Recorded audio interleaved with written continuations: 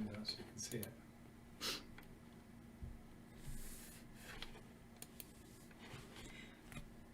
Hi there, welcome to Real Talk with Angry Soccer Mom. This week's discussion topics, as always, are anything you feel is newsworthy about racism, bigotry, inequality, and corruption in America. And since that's pretty much everything, we can talk about almost anything we want.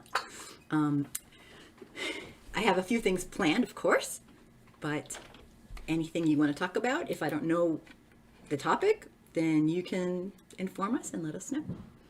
All right. The show is meant to be an opportunity for viewers to speak their mind and also to serve as an educational tool for white folks who want to learn the truth about systemic racism in America, because there's a lot to learn. So if you're there, say hello, please. So I know you're there. Don't be shy. This is supposed to be a participation show. The more you talk, the better for me. So, or the more you write in, and you can also call in if you want to. So I wanted to start by introducing myself to new viewers. I'm Angry Soccer Mom. If you haven't subscribed to my channel, please check it out. I do live shows every Wednesday at 9 Eastern on here, as well as put on a ton of videos. Some of them are from me, some of them are things that I thought were really good, and I hope you like them. So if you like what you're hearing tonight, check out my videos after the show and subscribe. I'd appreciate it. I have a couple of announcements to make. I wanted to thank everyone for sending me a ton of breaking news. Each day I've been getting tons of stuff from everybody, and I really appreciate it. There are not enough hours in the day to keep up with all this that's going on. If you want to get a hold of me, just see here. Boop.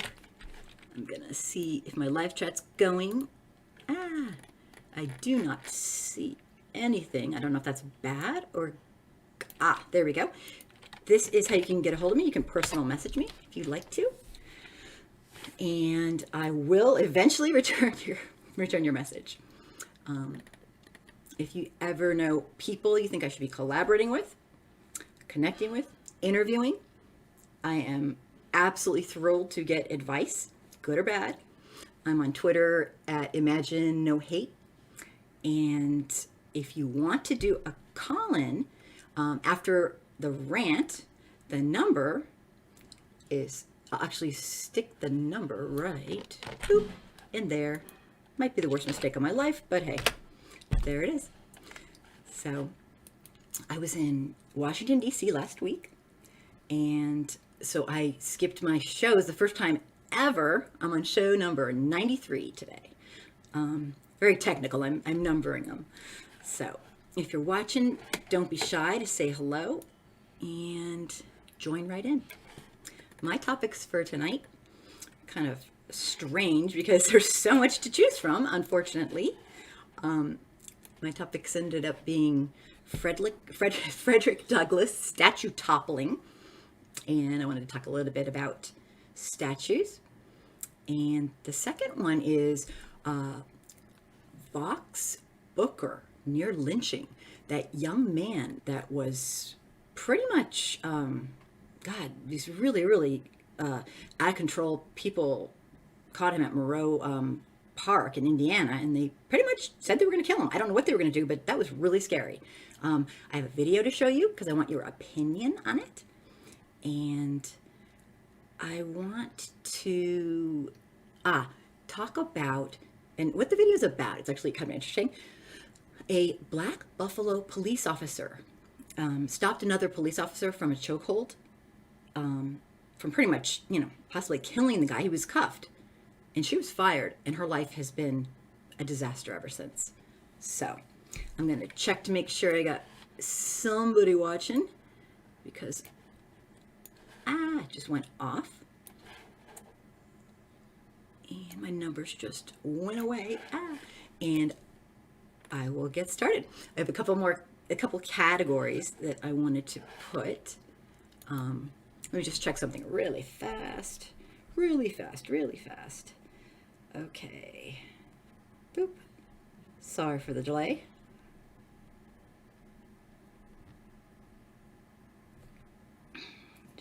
Sure. There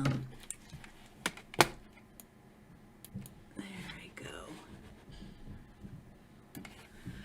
I have a new section called News to be Noted. And if you have any news to be noted, jump right in. I have a new section called News to be Noted. I can't tell. And if you have any news to be noted, okay, jump right in. So if you're watching, I cannot tell if anyone's watching because, you'd think I haven't done this. I admitted I've done this 93 times, but I'm still lame. News to be noted. Petitions going around for the Keith Smith, and he's a man who's serving 55 years. He's a young man for murder after he didn't actually murder anybody. A police officer shot the guy he was with, killed his friend, I guess you could say, and now he's serving time. I don't get that. That sounds absolutely obnoxious. But you know how things are going with police. It's not pretty. So more news to be noted. I don't really talk about it, but if you have comments or anything to say, just jump right in. A white woman who attacked a police officer with firebomb was blaming a black man for giving her the materials. Talk about not taking responsibility. And then her accomplice turned her in and basically said she's pretty much lying. So yeah. The last thing, and these are just random, there's so much to tell because of all that's happening. Trump isn't just bullying schools into reopening, he's now threatening to withhold funds if people don't go back. What a little psycho. That's all I can say. And the last one, Christian Cooper, the man who was in Central Park and was accosted by a woman, a supposed Karen or Becky, or I don't even know, who demanded that she was being threatened and she called the police. Well, she wasn't being threatened. She was having white person issues, I guess you could say. I'm not sure how else to put him. He says he will not participate in her prosecution. And I would like to know what you think of that. If you think she should or shouldn't. I think it's kind of cool of him, actually. Not because, I think she should get away with it, but, I mean, her life's been ruined. And, yeah, I don't know. It's not my take. But, anyway. 2 quotes that I have. Quotes for the day. Quotes for the day. And these are about police, and they just really resonated with me, and I hope they do with you as well. My first quote is, the myth of police reform is that social problems can be solved by force. It's such a simple thing. But I truly believe it's the myth of police reform. Force is almost always the last thing that is helpful in a situation. Time is on our side, but police don't seem to do that. And the more I learn about police, the more I'm understanding why. They don't use time. People's feelings change over time, but they are boom, boom, boom. They want to come in and they don't care what you have to say. And yeah. It's terrible. So we are outing problems left and right. Like you need me to tell you that. Most people just need help. They need real help, not guns, not tasers, not cuffs, not to be thrown in a cage. They need help. Life's not easy, and it's definitely not equally. Ghost Killa! Yeah, finally someone said hi. Hello, welcome. I can't tell if anyone's watching for some strange reason. So if you're there, you gotta just let me know. I'm not sure what that's about tonight, but I'm very happy to have you. So, I mean, I'm gonna go on a limb here and say that most folks need the opposite of cuffs, tasing, guns, and cages. They need friggin' help. I mean, life's really hard here in the United States right now. And sure, compared to some countries, it's not. But compared to our same like countries, we're pretty much last in everything with regards to human care, humanism. Yet we still tell everyone else, what to do and whatnot. I'm shocked that, I'm not really shocked, but I'm actually kind of shocked that the United Nations isn't sanctioning us left and right, and other countries aren't going to turn us into South Africa for what we do to our black people in America. You know, I know we're one of the leaders of the economic leaders of the world, and that's probably why they're not doing it. I'm just guessing, but I'm kind of surprised that they're not, because we read about one thing and we're all, oh, we're going to sanction them. We're going to do this. We're not going to, buy this from that. Nobody's doing that to us. And we're the worst abusers of all because we know better, supposedly. But anyway, my other quote is, this is my very favorite one. Police are the public failure of states to provide for people's basic needs. Simple as that. Police are the public failure of states to provide for people's basic needs. Do you think if people's basic needs were met, there would be this much crime? Hell no. People don't do crime because it's fun. They really can't wait to go to jail. They do crimes because they freaking need things. Their basic needs are not being met. And that's just a fact. And you can think, oh, they're just evil people. And maybe some of them are. But I get the feeling that's a very small amount.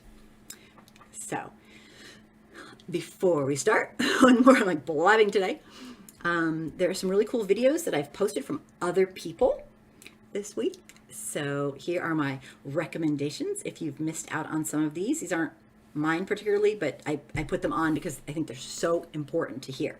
Roland Martin, like him, hate him, love him, I don't know. But he did an amazing interview video about Facebook and the Color of Change.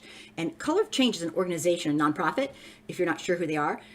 And they are trying to stop the collaboration of Facebook and Trump and all the hate speech, the horrific, awful hate speech that goes on. So they're actually trying to work with them, and I don't know if you guys have seen some of the news, a lot of companies are pulling their advertising from Facebook. I can't give you an exact number because I read 5 articles on it and they all have a different number, and it ranged from 300 different manufacturers to 900. So I was like, okay, that's a lot. But I think that's awesome. I got kicked off for life. The only reason I'm on is because I sneak in one of the admins I know, so I could sneak into my groups, but I got kicked off for life. Nails and Glitter, welcome. Welcome to the show. So pretty crazy. Watch the Roland Martin video if you have a chance. It's on my channel. This lady that's running, she's the, I guess the president or the CEO, I don't really call it the director of Color of Change, but she does a great interview. What an awesome lady. So that's really cool. Another video that's not mine, but I hope you like.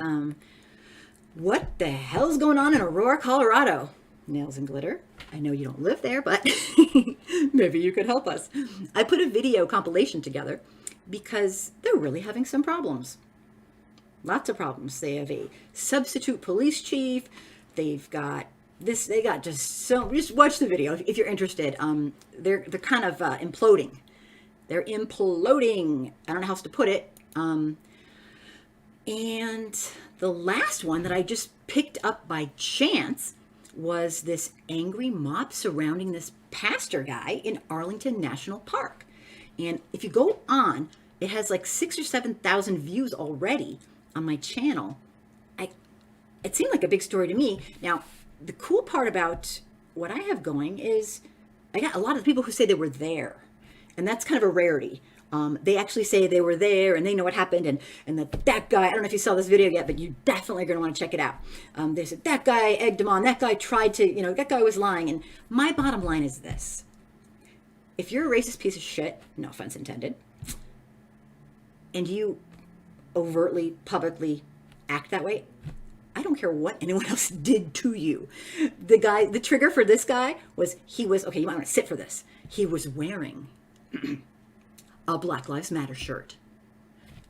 What the actual, what? He was wearing a Black Lives Matter shirt, and that triggered these fellas to the point where they surrounded him, and basically they called him tons of nasty names. They were, obviously total homophobes. They were calling him gay. It's like, oh my God, what are you, like 12? So it got really ugly, and that is, if you look at the comments that are out, if you feel like putting anyone in their place, go for it.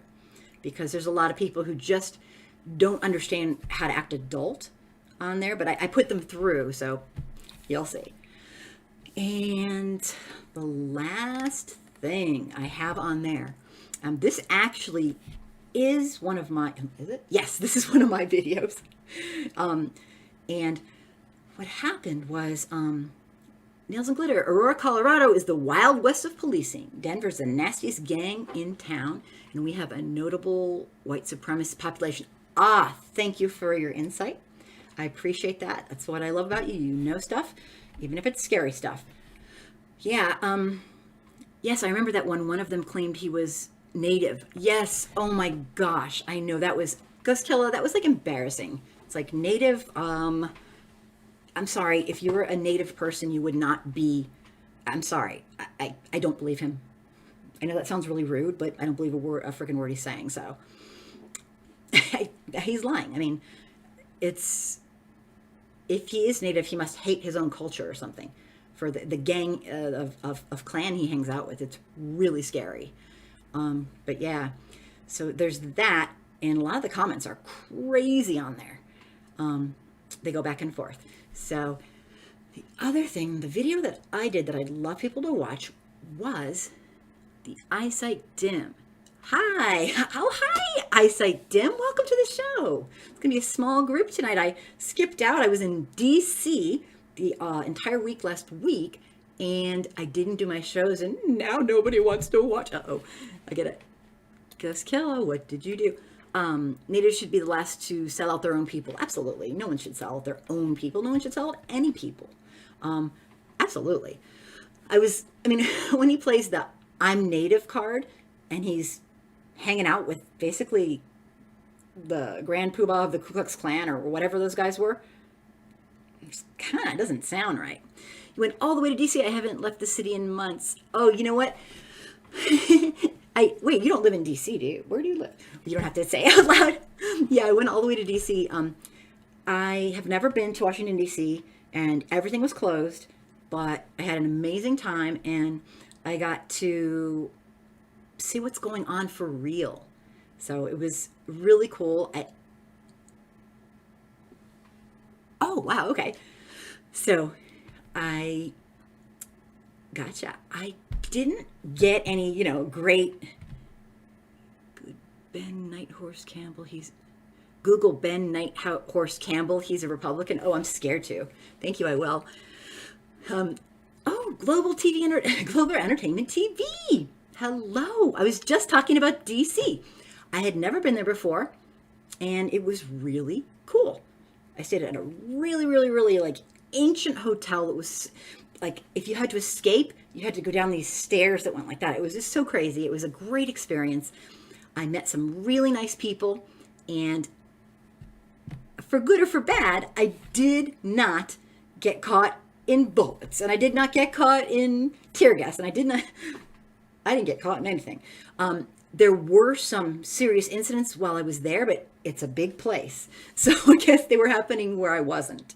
But I did put a whole bunch of informational videos up. Nothing to write home about exactly, but I met a guy there, and he was a white guy, and I interviewed him, and it was a very sweet, nice thing he's doing. It's just some white guy from Iowa. He said he doesn't have any black people in his town of 2,000, but he is trying to learn, and he spent the month traveling around to Nevada, DC, Los Angeles, and maybe one other place. Oh, New York City, that was it. And he's just sits there and protests and talks to people, and I did a video on him because he's taken a month out of his life to just do that, and he seems to really get it, so it was really sweet. I did do an interview with with one of the vendors there. Dwayne, hello, thank you for being here. I appreciate it. Nice to have you. So DC was amazing, and for good or for bad, I didn't run into any but my God, the police. Oh my God, it's out of control. Police are everywhere. Say hi to Global Entertainment TV, everybody. Police were everywhere. It was a lot of times so they were outnumbering the people, and they were all really serious, and I get it. And the entire DC's fenced up. Trump's scared shitless. I have never seen anything like it. He's got to be absolutely afraid because I could barely find a place to even see the White House. There's giant fences up with a couple fences in between, and people like soldier type police, I don't know what they are, walking around the perimeter of the White House. There were 5, oh, Gary, welcome. Hello. There were 5 snipers on the roof, and you can see them, and I'm like, okay, this is what an idiot I am. I'm like, oh, I guess they're taking down the flag because it's dusk. My friend's like, no, you dumb shit. Those are snipers, and they're probably staring right at you. I'm like, ah! Then you could, if I looked closely, like I could see their guns, and yeah, clearly they were not flag bearing, the flag bearing crew that was taking down the flags. But that's what an idiot I am. It was crazy. But the fence around everything was what blew me away. That like he's got to be scared out of his freaking mind. And you know what? He should be. Let me take some comments. Oh, I'm so happy people are here. Let me see. Nails and glitter. I will Google him later. And okay. The eyesight dim. I was wondering if it was that all gas, no brake guy that you met. Which, tell me more. Tell me more what you're talking about. Tell me more, because I'm a little confused, but I'm used to this state. I've been like this for a long time. But oh no, we reviewed some of your DC videos. Were most of people friendly? Oh my God, yes. Thank you, Global Entertainment. And tell me more. He's a YouTuber. I don't know who that is. That's why. He has a channel where he goes to gatherings and interviews people. Oh, I would love to do that. I love to go to things and interview people. I don't know if I'm good at it, but I really want to do it. And it was a lot of people didn't want to go on camera with me. I mean, they were scared, and black people didn't want to. And I totally understand that. I mean, this is a scary ass time we're in. I don't blame him at all. But the white dude, he was like, all innocent, like he didn't realize. Bunker Baby says he wants America's kids back. I know. Yeah. Yes. I don't know if you were here. I just mentioned that as news to note. What a little piece of you-know-what. How dare he? He wants the kids back in school so the parents go and work. He is so freaking transparent and has no shame. Has anybody read the new book out by his niece, would it be? I just read highlights and I was like, yeah, that. I was like, yeah, I can see that. Yeah, I can see that. It's like, oh my God. Of course he had an abusive upbringing and he was a bully. I mean, because he's abusive now and he's a bully. So, it's not exactly a big, shock. It's really scary. Mary Trump, thank you. Thanks, Dwayne. Yeah. I feel bad for those kids who came here from other countries to study and got shut out. Yes. The man's evil. He really is evil. He thinks of things. I mean, I just don't even think of these things. Like, he actually comes up with things that are so rotten to do to people. Like, he doesn't have to do them. He wants to do them. Is that terrible? They aren't eligible for the online courses that schools are shifting to. I know. And thank you, Eyesight Dim. I appreciate it so much that you're bringing that topic up. It makes for a really well-rounded chat. Yeah, he's, I don't know, maybe I'm just, not smart enough to come up with these evil things, but who would do that? Purposefully hurt people. It's like, there's no real reason. It doesn't hurt anybody except them. He's a very mean man. I don't know if you've noticed. Just kidding. He's a very, very mean man. But yeah, he's a real piece of work, I'll tell you. Let's see here. So the last video that I was doing, Canada's taking them up on it instead. Yeah. Oh, absolutely. I know. It's like, to be honest, Europe shut us out.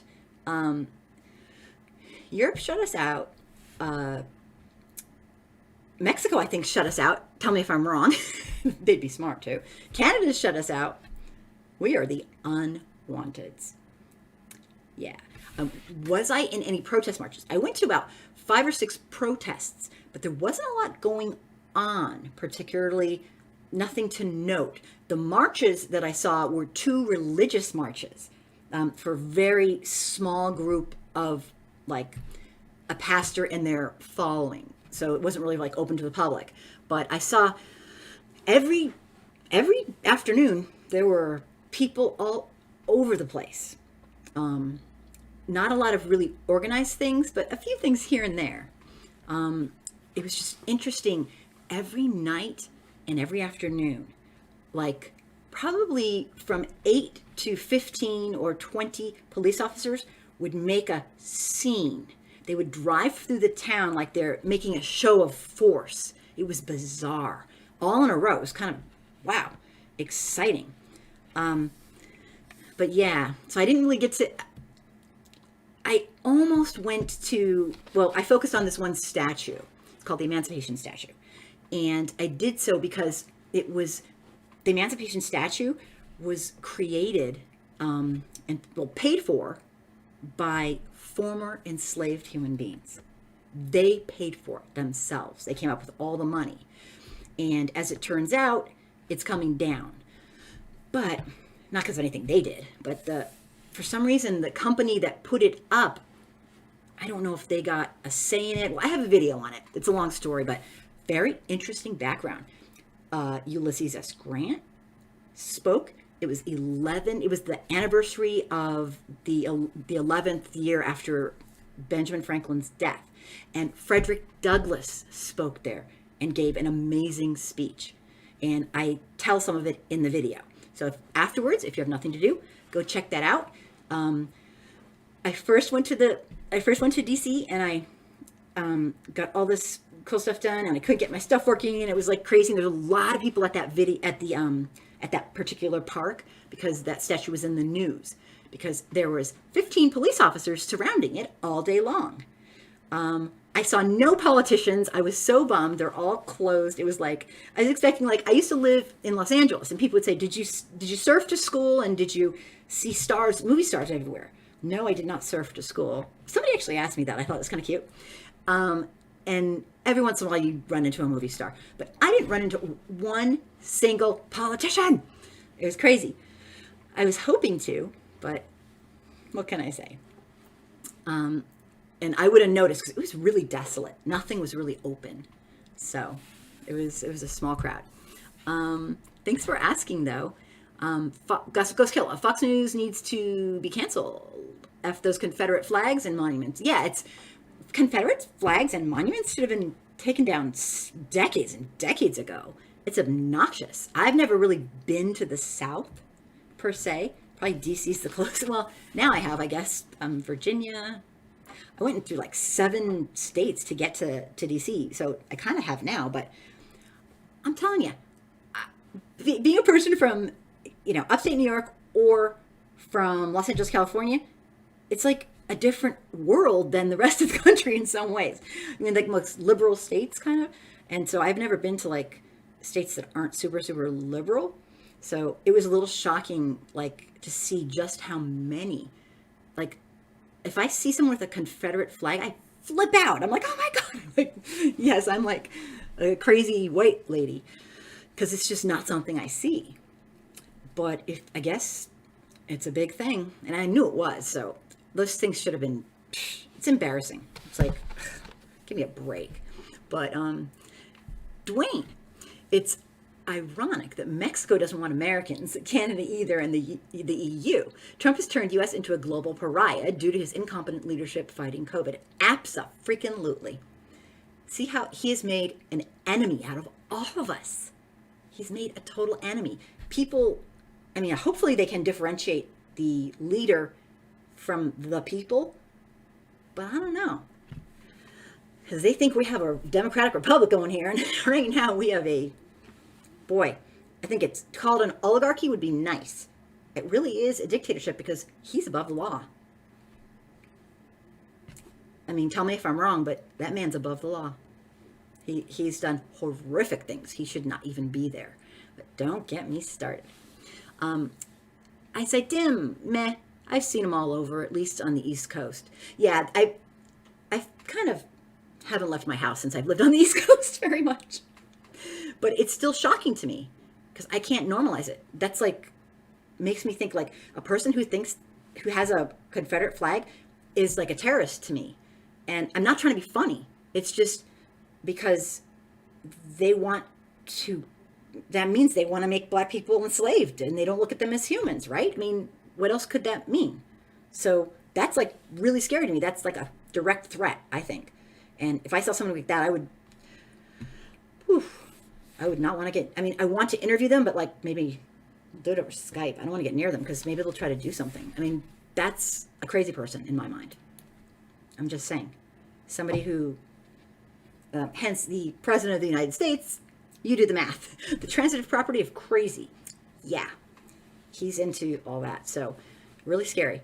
It's been nuts having basically the de facto modern leader of the Ku Klux Klan as a president. Never in my lifetime. Ay, ay, ay, ay, ay. Okay, you got nabbed by YouTube. Ghost kill. Thousands of black people had to suffer by the hands of those Confederates. Remember, the Confederates were going around killing African slaves after being free. We're going around killing African slaves after being, absolutely.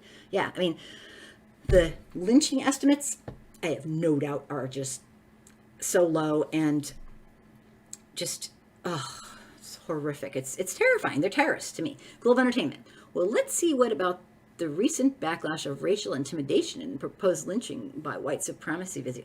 Yes! I can't even believe it. I'm going to do a rant, and then I have some stuff to present, and I hope you like it, okay? And I want to know what you think very badly. If I skip you, just say, hey, you skipped me, and I'll go back, okay? My rant is not from me. Lo and behold. I don't know if you guys saw this, but while you're thinking of what you want to talk about, and there is a lot to talk about, I'm going to start with this rant. Today's rant is going to be a letter I found on Reddit, okay? Pat, welcome. Oh my gosh, I'm so happy you're here. Yay. Cool. Let me just take a couple more before I start. Ghost kill. I live in Mississippi and I hear stories all the time. That's so terrifying. Oh my gosh. I heard Mississippi and Georgia are like the worst. Well, Texas. Naming them. I heard, yeah, that's really scary. I hope you stay safe. Dim I say. Get TV, I thought you said WH, but it's okay. All right. So my rant is from an interesting rant. I hope you like it. I felt it was moving. Jonathan, welcome to the show. Thanks for being here. It's a long rant, so I'm going to read it really fast. The letter is essentially an admission about one man's experience with trying to become a police officer. And I think he's a white dude, I'm almost positive. I think 99% sure. And I think the kind of full disclosure that he gives is a gift of sanity. I know for me, I'm not even a black person, and to me, it's a gift of sanity. And let me explain. White Americans live in a culture of total denial over police abuse, corruption, crime, police work, the justice system. Let's be real. Pretty much every system there is. By disclosing his experience and publishing it to the world, this man's helped put a tiny little minuscule dent in the insane gaslighting that goes on in our culture of white supremacy. And I think more white people need to step up to the frickin' plate and just speak the truth. Well, you know I think that. Because that's all I'm trying to do. I'll take one more question and then I'll go on this rant. I hope you like it. Gary, plenty of Confederate flags and Trump signs around my part of upstate New York. Oh my gosh, really, Gary? I really just stay at home. I do, I have to say. Although, my ex-neighbor did say to me, and this like made me like deer in headlights, like, doing. I was like a total deer in headlights. She said, if I would just stop talking about racism so much, it would go away. I was like a drooling fool I was like, oh my fucking God, did she just say that? I tricked you. See, your dim eyesight, you didn't know.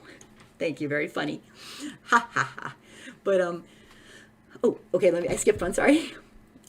Ghost Killer. Oh, I'm good. To be honest, it's not scary at all once you get used to it around here. You know what? I imagine acclimate to it. But I mean, I used to live in Los Angeles, in that area in Southern California, and I'll tell you, the longer I was away, the less I was acclimated. And this isn't the same thing, to the smog, to the crime, to the traffic. I mean, like, once you get away, you might be surprised, and I don't mean you particularly, exactly how stressful it really is being in that kind of environment. Because like when you get away, it's like going back, it's like it's kind of scary. I mean, that's my experience because I went back a lot. Welcome. You got you got squatted. Welcome. I'm happy you're here. Did I say? What's sad is that a lot of people who would wear masks can't find or afford to buy them right now. I will give a mask to like any homeless person that is in my like eyesight. I'll make sure they have a mask because that's like really important. I think, yeah, that's a great point, and it's a terrible, terrible thing. It's a terrible thing. Every single person should have a mask. We have failed, and it's so funny. Not funny. It's so funny. I mean, like, instead of crying, it's so sad that Trump has done a horrific job because he's done nothing, basically. If anything, he's gone against our place. Yeah, why aren't they wanting to wear masks? I have no clue. I'm going to guess. I'm happy tonight. Yes, I'm okay. I was kind of nervous to come on tonight because I didn't go on for so long, but I thought no one would come. I wasn't sure, but so I'm very thankful that you guys are here. Okay, this is my take on the masks thing. It's an insult, so I don't mean to be cruel. I'm just saying this is what I think. I think the people who won't wear masks are really, really ignorant, and they don't understand science, like at the very most basic levels, because it's like fourth grade science.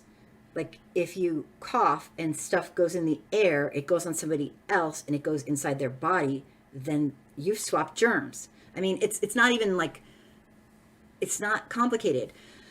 The problem is when somebody doesn't wear a mask, what they're doing is they're not being cool and all that, because they're fine if you're wearing a mask. They're actually being a jackass because they're spreading it. It's not like they say, I have a right to not wear a mask. Well, that means you have a right to give everyone whatever germs you have. We're in a freaking pandemic. Wearing a mask, I knew Americans wouldn't be able to handle wearing a mask. We are just too damn arrogant. And white America, oh my God, the entitlement. Oh, people say, I can't wear a mask. I'm sorry. I'm not buying it. Nope. It's just selfish. Also, the other reason, and this is just my take for white people, but I think that they're arrogant. Like, I don't look good in a mask. Well, newsflash, nobody looks good in a mask. It's not about looking good. Our society is so freaking shallow. You want to look good so that people will die so you can look good. Oh my God, you little psycho. That just drives me crazy. So Global Entertainment TV, you hit on a trigger point with me. Not wearing a mask is just being a selfish little shit is what it's being. And sure, you might not get anybody sick, or maybe you will. And maybe they'll unknowingly get their relatives sick and their friends sick. It's just selfish. Just plain, simply selfish. I don't know what else to say. Ghost Killer, they still think it's a Democratic hoax. I know. Don't even get me started. Global Entertainment. Your president is a sociopath. His own family knows he can't help himself. His shortcomings won't let him. Oh no, he's Trump is mentally ill. I mean, I can say that with a lot of confidence. I'm not a psychiatrist. I don't have a PhD in psychology, but I think a 5-year-old could tell something's extremely wrong. Sam, welcome. Thank you for the issues you cover to raise awareness for the uninformed. Oh, absolutely nothing I'd rather be doing. I was trying to get like more people to listen, and it's really hard because I know I'm preaching to the choir basically. Like my audience knows more than me. It's like great, but I think it is important for people, even if it's just to see a white person like me. I'm white. Look at me. Well, actually, I got a little tan. Sorry, I'm just saying, from the DC trip because it was really hot. See a white person talking about racism. He checks all the narcissistic personality disorder boxes. Nails and glitter, absolutely. Yeah, I mean he's and you know what? He's mentally ill unchecked, and that's scary because and wealthy. So it's like a combination of stuff. So he's kind of insulated.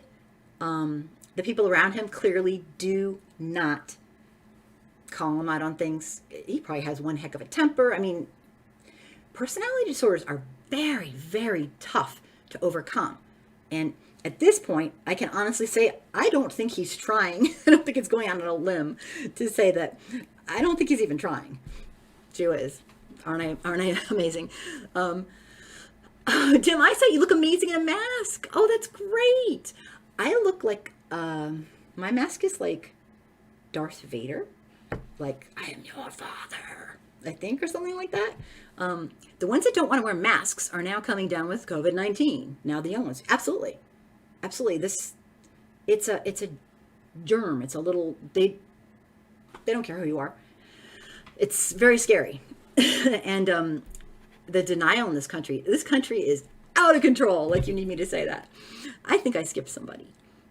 Let me see. And I'm glad you look, show us your pictures. We want to see you amazing in a mask. I look like Darth Vader and I could care less.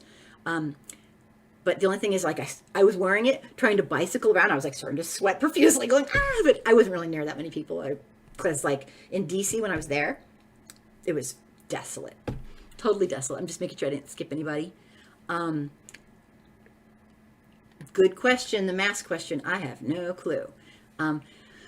Gary, lots of no masked fools.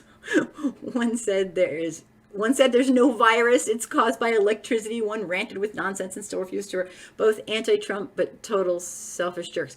I don't understand how anyone could live with themselves going out into public not wearing a mask, knowing they could give it to somebody who could die. I mean, like, die. Why would somebody do that to their fellow humans? I don't get it, but I just don't get it. Great points. And Sam, thank you so much for your kindness. Hopefully, if I can get a couple people to listen, that will be amazing. Because I think it takes every white person on the planet. Not because black people need saving. Not because black people need like a hero or some white hero. Or black people can't do it on their own. Black people are going to get their equity. I know they are. But God forbid their fellow humans, actually give a shit about our fellow humans. You don't just sit and watch while your fellow brothers and sisters are being abused. You do something. And everyone has a different gift they can do. Some of us don't have any gifts, but we do it anyway. That would be me. So everybody needs to find their voice. Every white person. And that's what I'm trying to do, is in any way I can, educate white folks to understand our real racial history and step up to the plate and educate other white people. Because this should not be an issue in 2020. This is pathetic. And this whole police thing, my God, this should have been taken care of decades and decades, centuries ago, really. So that's just my take. But I used to live in Florida. I'm not surprised. The ones that, right, absolutely. Florida's a wreck. And the craziest thing, these politicians, they're just lying. They're lying. It's so scary. They're just lying. They're just lying. The day of reckoning is coming, it seems. Oh, and faster than anyone could ever imagine. Narcissists don't generally really need therapy, so they rarely seek help. Well, they don't think they need, right. I was like, what? Narcissists generally do not. That is absolutely correct. Thank you for pointing that out, Nails and Glitter. They don't think they need therapy because they think it's everybody else and not them. So it's a really tough thing. A lot of the personality disorders have some form of narcissism in them. I mean, it's human nature. Gary, found a black one for my 4th of July Black Lives Matter black outfit. Lots at farmers markets in black that day. Some intentional and some happy. I thought they were doing a subtle protest. Are you talking about masks? Sorry, I lost the topic already. Are you talking about masks? Nails and glitter. It's third world now. Flint, Michigan still doesn't have safe water accessibility. Yeah. No, other countries don't want us to visit. I don't know what's wrong with these Trump supporters. Honestly, I don't. They are voting against unless they're gazillionaires, and even then, they still are voting against their own best interest because our nation's going to implode, and it is right before our eyes. Oh my gosh, dim eyesight. I not only saw that, I put it on my YouTube, and it has around 7,000 hits already. So people are going crazy. I saw it and I didn't know. I thought, damn. And it has 7,000 hits. Have you seen all these Oh, yes, I have seen. I've posted them all over my YouTube. I've been posting. Okay, I'll just be honest. I can't keep up. Oh, you saw it, Nails and Glitter? I cannot keep up. I can't keep up. I don't know what to say. I will be posting one. I go, oh my God, there's another one. There's another one. There's another one. It's I don't even know how to pick and choose. I'm backlogged by 4 videos right now. It's crazy. Wearing black on the 4th for Black Lives Matter. So pro-mask and Black Lives Matter double combo. Ah, gotcha. Thanks, Gary. Sorry, I didn't understand. Pat, blacks didn't celebrate 4th of July. Yeah. If you hear, Frederick Douglass gave a very famous speech, and I'm waiting for permission to, his ancestors, the children, they were actually maybe from 10 to probably 20, 22 years old, gave a beautiful rendition of that speech. It's powerful. I mean, it is powerful. And I was going to post it, but I don't want to get my channel kicked off for copyright. So I had to write to them, and I don't think they're going to let me use it. But he did an incredible 4th of July speech. I will try to put it up, not that one, but find another one that's not copyrighted. His descendants, excuse me. Oh my God, yes. Descendants, not ancestors. You're like, what? I'm losing my mind. Thank you. See, I'm losing it. Yes, his descendants. Could you just come and be on the show already? I need help. Karens are losing it because they're used to controlling black bodies and they want to fly. Yeah, Karens and Beckys, and they are losing their shit over and over. Hi, Mr. FS Black. Welcome. I'm happy you're here. They're all over the country. They're losing it. I can't keep up. I mean, I probably saw 5 today. I didn't post because it's I was trying to post other things, and it's hard to pick and choose because I could literally post all day long and not keep up. And in my very, white privileged opinion, from what I know of white people, they are doing it because it's a very psychological thing. Behaviorists would say, we're telling them no. We're not putting up with your sick, depraved bullshit anymore. And they've been getting away with it forever. So when somebody's been getting away with it forever, and then they're told no, behaviorally speaking, the behavior gets much worse before it gets better. So they're acting out. They're triggered because they can't act like racist pieces of you-know-what. And they're not learning. I mean, you'd think these people's lives are being destroyed. And I'm sorry. They should be. I'm sorry. I know that sounds cruel, and it took me many years to come to that point because I'm not usually a very cruel, mean person. But it's killing people. Their attitudes collectively are killing people or allowing for others to kill people, aka police, the other Ku Klux Klan. And so you might think, oh, it's just one person. No, the collective attitude that white is right and white supremacy rules is killing our fellow humans. So yes, they should be caught on camera, and it might not be against the law what they're doing, but it's against humanity. And a lot of people criticize me for that. And you know what? I don't think I give a shit. I really don't. And you might think, oh, I'm being sanctimonious and da-da-da. Yeah, I am. That's how bad it is. I've talked to thousands of people, brown, black, African American, over the years. And everyone has pretty much the same story, right? And it's abuse, whether it's the smallest thing to the largest thing. And I'm done with white feelings over people's lives. If you feel sad that you can't be overtly racist, then go home and be sad. I'm sorry, I've become absolutely no tolerance for that. I will teach anybody who wants to learn. But when these Karens and, you know, whatever they're called, it's like being terrorists. They're terrorists. So that video is going nuts on my YouTube. And if you want to jump into the comments, I'm putting some through that are very interesting. Like, people are saying, well, he wasn't really there to visit somebody. He wasn't there to visit somebody. He was there to cause trouble. And you know what I say to that? I don't care what he was there for. It's public space. There's never an excuse to act like a little psycho racist. And that's what those people were doing.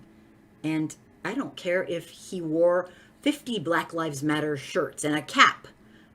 It's crazy. So let me take some comments.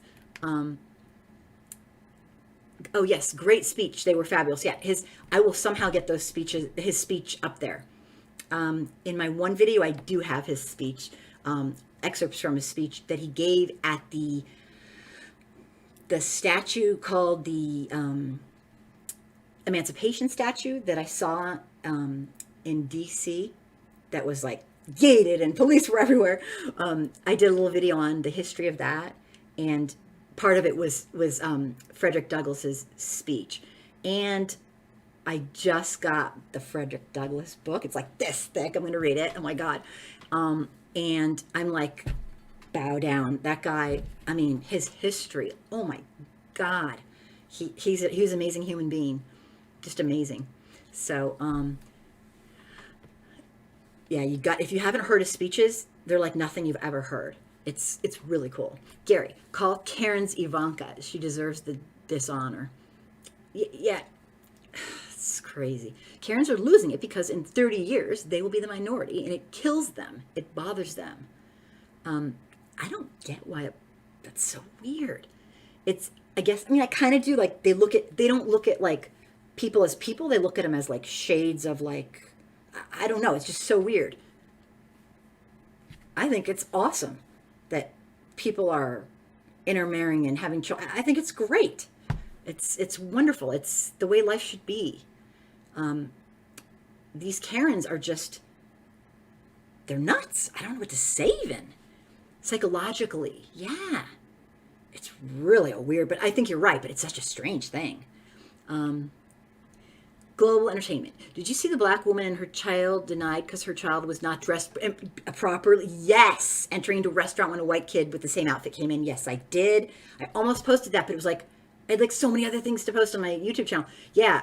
I mean, one good thing, and you tell me what you think, stuff's being called out left and right. People are not getting away with it, and I'm thrilled.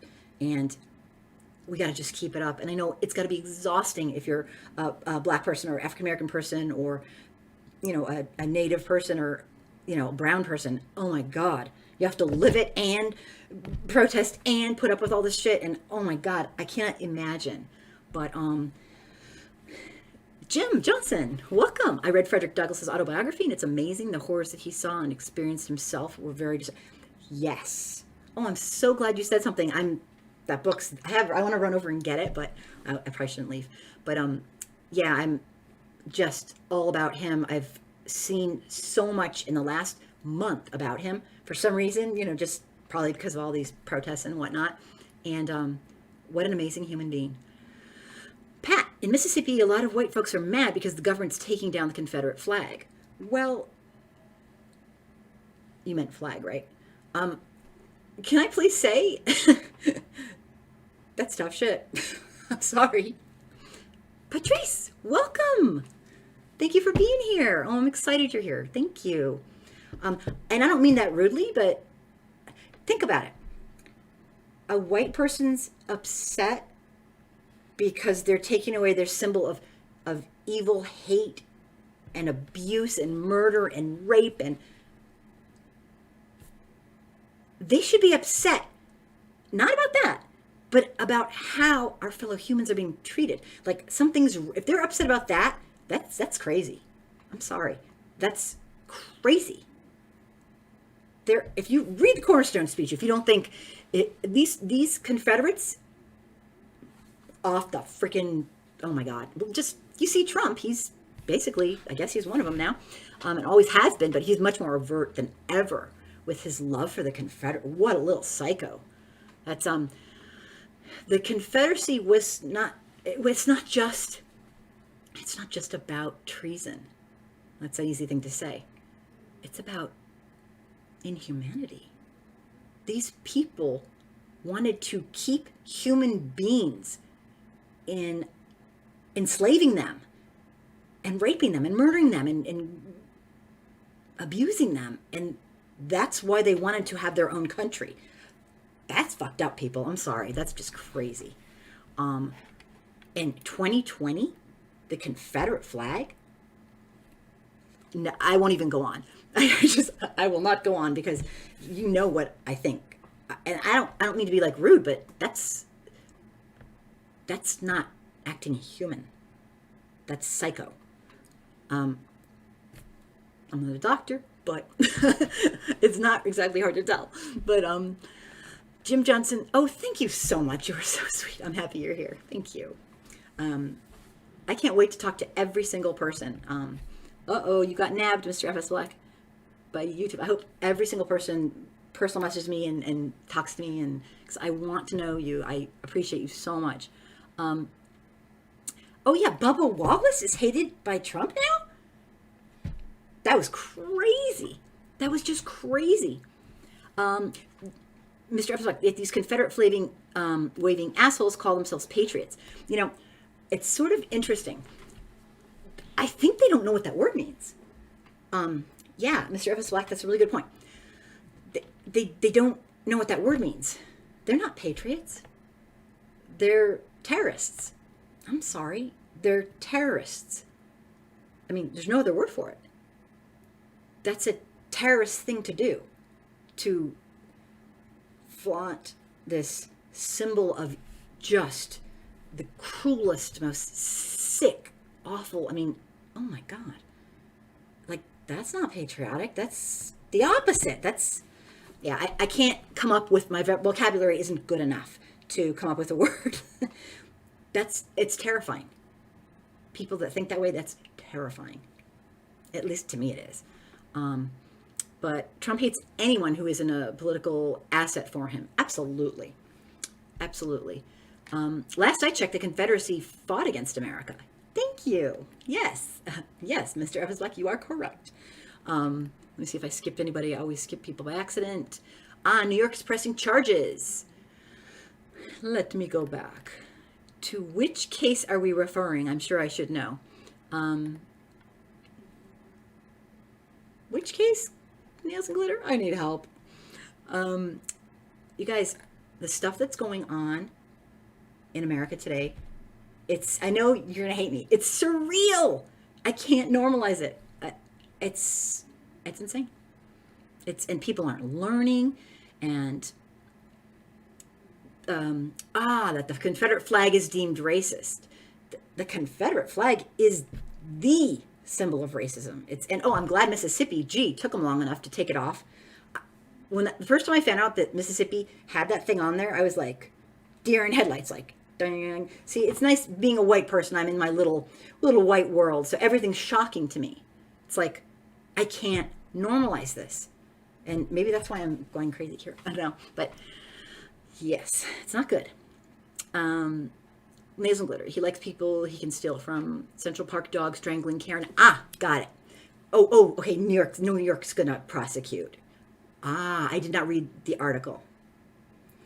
Sam, please continue to great work. Thank you for all you do. Oh, Sam, I never ever need to thank me. It's the least I can do. I wish I was more talented. I could write better, speak better. I could actually get like people to really, really listen. But thank you so, so much. You're wonderfully supportive. Thank you. I appreciate it. And I will never shut up about this because this is a crime against humanity.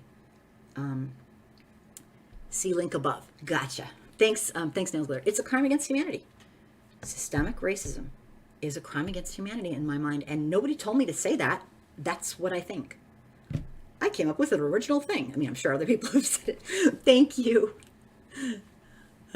Thank you so much, Sam. That's sweet. But it's just stuff's nuts. How come some people's names are... Oh, I get it. Okay, I'm with us. No comment. I'm catching on. Thank you, Sam. So let me read this rant. I'll stop in the middle if it's too long. I read it. It wasn't a video, but it was by a man who 12 years... Oh, I'll just read it. How about that? Why don't I just stop talking and read it? All right. 12 years ago, I went to the academy because I wanted to be a police officer. At the time, I wanted to be a police officer because I believed in community policing. I believed that you could police the streets and still be able to build relationships with people of the community. And remember, this person is was at the time a young white man. I wanted to help people, and I got permission to read it, by the way. I wanted to help people and improve their lives. And sure, I wanted to go after the bad guys who preyed on the vulnerable and keep peace on the streets. That's what a peace officer does. I remember my first week at the academy. I was so excited to begin my career. I had zero experience, but I figured some agency would get a hold of me and mold me into the police officer that I was to become. I remember on my first day, it was basically an introduction day. We all asked they asked everybody why we wanted to become police. I gave an honest answer. I said, I wanted to help people and make a difference. Can you imagine a proud white young man saying that? I remember hearing chuckles, and the instructors even said something along the lines of, well, that's a very politically correct answer, but that can't be the real reason. Other people answered with things like, I like driving fast. I want to ride Code 3 and get in car chases. I want to be on the SWAT team. I'm an adrenaline junkie. Apparently, those were more appropriate answers than the one I gave. They didn't train us on community policing. They didn't train us about how to build relationships within the community that we police, or how we could help people. They trained us how to make people comply to us. They trained us to look for minor infractions because those led to arrests. A simple traffic stop could lead to drug charges or a DUI. They trained us on how to handle anyone that disrespected our authority, anyone that questioned us, anyone that dared to resist or not comply. And that was with force. They said to us, if you ever encounter someone not willing to comply, you make them comply. End of story. So this is this guy's training. You force them to do what you ask, even if you have to bust their windows and drag them out of their cars or slam them to the ground and put the knee into their backs, or put them in a headlock, strike them with your fist, with a baton, use your canine on them. Do it over and over again until they do what you want. I'm reading this guy's words. And if their flesh is gone, then so be it. Whatever it takes, you force them to comply. That's what I was taught. They didn't train us how to de-escalate. They trained us to be brutal to anyone who did not want to follow our rules, no questions asked. They even indirectly taught us how you could make it look like someone was resisting arrest and how you could avoid the cameras while doing it. The key phrase is, stop resisting. As long as you can be heard saying that phrase and manage to get out a view of the dash cam, you had the license to beat the living shit out of anyone you wanted. And if anyone had the nerve to question your actions while taking the subject into custody, they resisted and they pulled away from me. I then took the individual down, which is unfortunate, but that is what led to the bruises and lacerations on their face. That's what we were taught. I never did get hired by anybody, he goes on to write. I never worked for an agency in the capacity after graduating the academy. For years, I wondered why. I thought there must be something wrong with me. I thought I just didn't have what it took to be a cop. And I wondered what could have been so wrong with me that nobody was willing to hire me. I silently struggled with this for years, but I still stood with the blue. Then after seeing everything that I've seen in the last couple of months, I realized what made me different from them. Because I always knew from the beginning that I was not one of them, no matter how hard I tried and how much I tried to convince myself I was never one of them. I just didn't belong. But I found my answer after witnessing the murder of George Floyd and witnessing countless cases of excessive use of force against peaceful protesters that followed. It became clear to me. I had something they don't want on the force. I had compassion. I had a heart. And if I see someone being hurt for no apparent reason, I instinctively want to stop the person from being hurt. But you can't do it if you're a police officer. You can't show basic human instinct to want to stop an act of violence against a vulnerable person. Even if that person's a 75-year-old man and you just witnessed your brother in blue push him down and cause him to crack his skull. Don't you dare stop to try and be nice and help him as he's lying there with blood coming out of his ears. You keep on marching and don't look back. Don't have compassion for him. You can't show compassion when your partner is slowly killing someone by digging their knee into their neck for 9 minutes. Even if a person is telling you that they can't breathe, don't show compassion. Even if they start begging you, and even if the begging and pleading stops and you realize that it stopped because the person's now unconscious, and even when their partner keeps that knee on a lifeless body for more than 3 minutes just to make sure that they stay that way, you better not show any compassion. And if you do try to show compassion for the dead guy, good luck the next time you need officers backing you up, buddy. And if you dare to make anyone aware of your partner's action, if you dare to say anything, you'll be run off the force and they'll make sure no one hires you. You can't have officers running around showing compassion to people. You can't have compassion and a heart while you're trying to take down a skinny autistic kid who's walking home from the store with his sweet tea that he just bought. Even if he is trying to make you understand that he's different and he's an introvert, and you can't show compassion because you were taught to use force against anyone that dares to question you. You can't care if this skinny autistic kid was just walking home and committed no crimes. It doesn't matter. You asked him to do something and he's not cooperating with you fast enough. So you have to force him to comply at all cost, even if it takes a chokehold until he stops moving, even if it takes the use of a horse tranquilizer to put that skinny autistic kid to sleep because he committed the crime of questioning an officer about why he was being stopped in the first place. Who cares if the kid dies? You were just doing your job. So I am not one of them. They didn't want someone like me on their force, and now I understand why. They have a type they want. They want bullies, not the person that I was trying, not a person that was trying to stop bullies like I was trying to do. This isn't a bad apple. This is what officers are taught to be like. And I'm going to stop there. There is much more. Let me just see here. There's just a teeny bit more. Bear with me. They're taught to be brutal and to take down anyone who disrespects them and anyone who dares to question their authority. The system is rotten to the core. And even the so-called good officers are rotten because they stand back and watch all this happen. Those officers don't try to stop brutality from happening because if they did, they'd be run off the force. They turn their head to it all, which in my opinion is worse than the act itself. This is their culture. It's a culture of brutality, and it's taught from the very beginning. That's about as rotten as you can get, and it all needs to be blown up and dismantled. Dismantle it all and get every last one of them out there. Start from scratch. There's only one way to get real community policing. That's the only way we'll ever get real community policing. And this guy wrote all that. He was obviously a young white man who didn't know. Anyone who's black, they know. Pretty much anyone. Anyone who's brown, they know. Anyone who's indigenous, oh, they know. But we white people are a little slow sometimes. And I wanted to read that as the rant because I thought it was very, very honest. It was from a white male. He gave me permission to read it. And now I will take some comments. One last thing.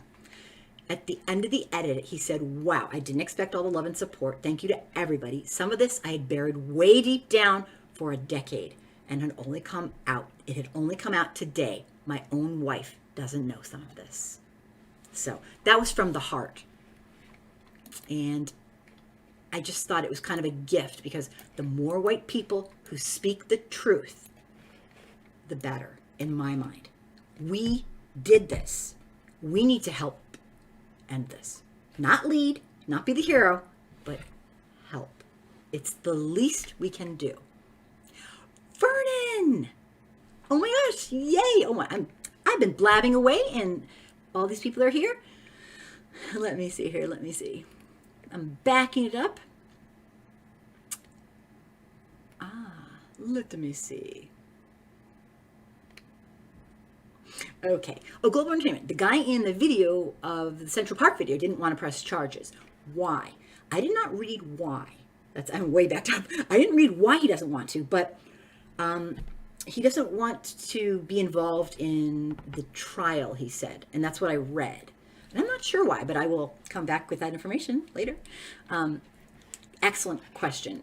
I'm trying to think of why. Maybe he's trying to, her life was ruined, basically. So, I mean, maybe he figures what more could they do? I don't know, a lot more. But, I mean, I don't know. Mr. F.S. Black, I have more information above about the new act criminalizing racially motivated 911 calls. Awesome. Thank you so much. I heard a state, I was looking around today, and a certain state is going to pass something like that, but I didn't see any national thing being passed. And obviously, it's because you-know-who likes police abuse. But I didn't see any national stuff being passed around, and I was kind of hoping there would be, because if you're white and you call the police because you know that they're going to do something to the black person, you're a sick fuck, okay? Just saying. I like to keep it fairly real here without losing my channel by swearing too much, but that's what you are. You're a sick individual. You're a sicko. You're a white supremacist. So I'm just saying. Thank you. I will look at it after. Thanks, Mr. Evans Black. You're awesome. Nails and glitter. He didn't want to drag the situation out, but New York was getting pressure to address it. Yeah, I mean, that was really bad what she did.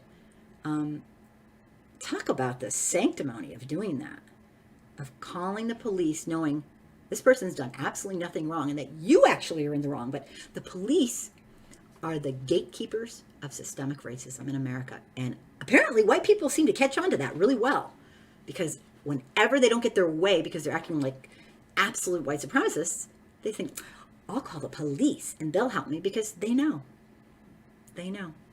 that for the most part, and I've seen the opposite, but it's not the usual thing.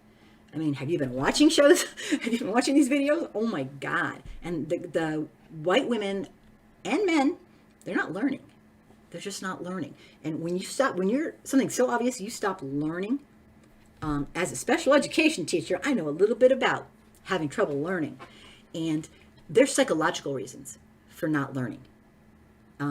Learning isn't just processing and brain function. There's a lot to it. And that they are not learning to keep their damn mouth shut is pathological to me. I mean, they have to know. White people are being doxxed. White people are being this. For doing these asinine things. Yet they still do them. Do they think they're so special that, oh, well, that won't happen to me? I don't know. But yes, it actually will happen to you. And I totally support it. Sorry. Call me a hater, call me what you will. I'll say it one more time. Your feelings as a white person are not more important than the life of a black person. That I have to say this is kind of embarrassing and horrific, but I have to say it, okay? You will feel bad. You will live. They might not. Just terrible. I'm getting kind of frustrated because maybe I need a vacation. No. Let me see. Nails and glitter. Glaskilla. Neo-Nazis have websites planning to attack white women or white men who are in interracial marriages with black people. They're posting pictures of their kids on the website and trying to get them. Yeah, it's really, really scary. I hate to say it. Like, I was like, oh, this won't get any worse. But yeah, I think it will. I think that we've seen nothing. I hope to hell Trump's gone in November. I hope he leaves and never comes back. I don't care where he goes. Personally, just go away. Get out of our lives, you little, Nazi. It's horrible. He's a cruel, cruel, inhumane human being, and I'm appalled by his. I like the last time I came on here, I think I said I'm appalled that I walk the same earth he does, and I'm appalled that you walk the same earth he does too, because you don't deserve it. Nobody deserves that level of hatred and cruelty. But this is where we're at, and I think it's going to get much worse. My biggest concern, or one of my biggest concerns, is simply that he's going to, he is his clan of followers who choose not to think for themselves and choose to be cruel and hateful to their fellow humans because they don't want to open a book, or I don't know what. I think they're going to go nuts. And I think they're going to try to do horrible things. I mean, they already are. I just read an article today on the white extremists who are posing as Black Lives Matter people and coming in and throwing things at the police and doing all these terrible things to make Black Lives Matter the Black Lives Matter movement debunked. And it was crazy reading this article. I have to go back and do more research on it, but there are people who I'm going to post it tonight if I can. This guy met with a senator, and I think it was in a southern state, and they all got together and they talked about it, and very interesting. I didn't get to post that because I was here, but let me just take more comments. Ghost Killer, absolutely. Dox them, yeah. I don't know. Those Confederate statues are coming down, and what do you think about it? Oh my gosh, I am thrilled. Thrilled. Like, I can't believe they're even there to begin with. I am thrilled. You don't put up, it's like, how would you like to have a statue outside your house of the person who murdered all of your people in your family and raped and did cruel things to them and wanted to keep them enslaved? Seriously, think about that. If you're white, how would you like a giant statue so people can bow down to them right outside your house? That's disgusting. So yeah, that's how I think about them. I'm thrilled.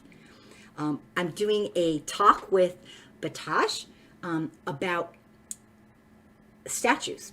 We actually did it, but we're going to do it again because some of it didn't come out quite the way we wanted it. But we're going to do it again. It's just to talk about the statues coming down, what's coming down, what's not, and how that's going. I hope you can watch it, and I hope you like it. It's going to be a really candid discussion with us. Okay. So we're going to redo that probably tomorrow. So hopefully I'll get it out. Let me see. Global Entertainment TV. Yes, gotcha. Okay. The police unions are the culprits. Yes. Last time I was on, I went over like these 5 or 6 steps that keep police in their position. It's so scary. They literally can get away with murder, like you need me telling you that. Good riddance to those stupid statues and monuments. It's like embarrassing, really. If you break the blue wall, you get reprimanded. I have a video to show you tonight, and I hope I can get to it because it's a case about this lady who was a police officer like maybe 16, 17 years ago, or she was a police officer. She was a black woman. She was a young black woman at the time. Now she's, a middle-aged black woman, I guess you could say. Very cute lady. She was put through living hell because she actually stopped someone from doing something, and they destroyed her life. And I want to show you that video, if you can hang in there with me.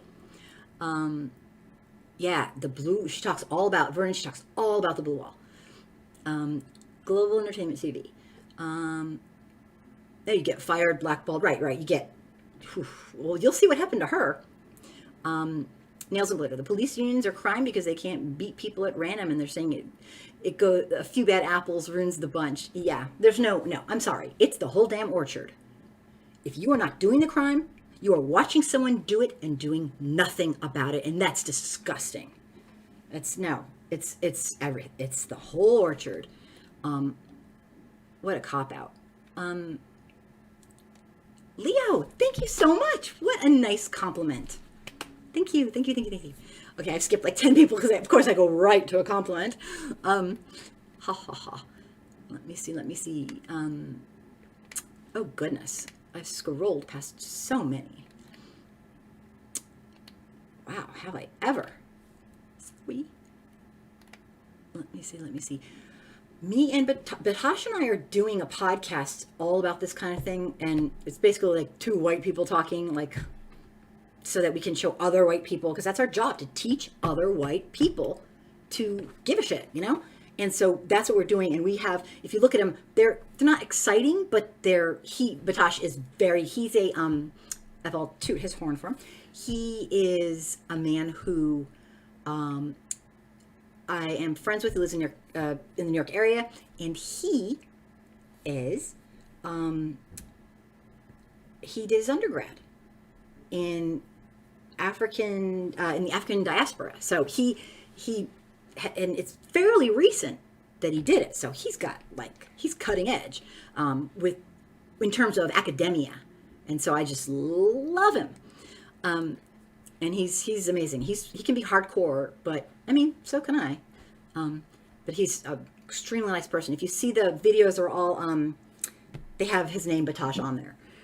So please watch them, and we talk about all these things on my YouTube channel.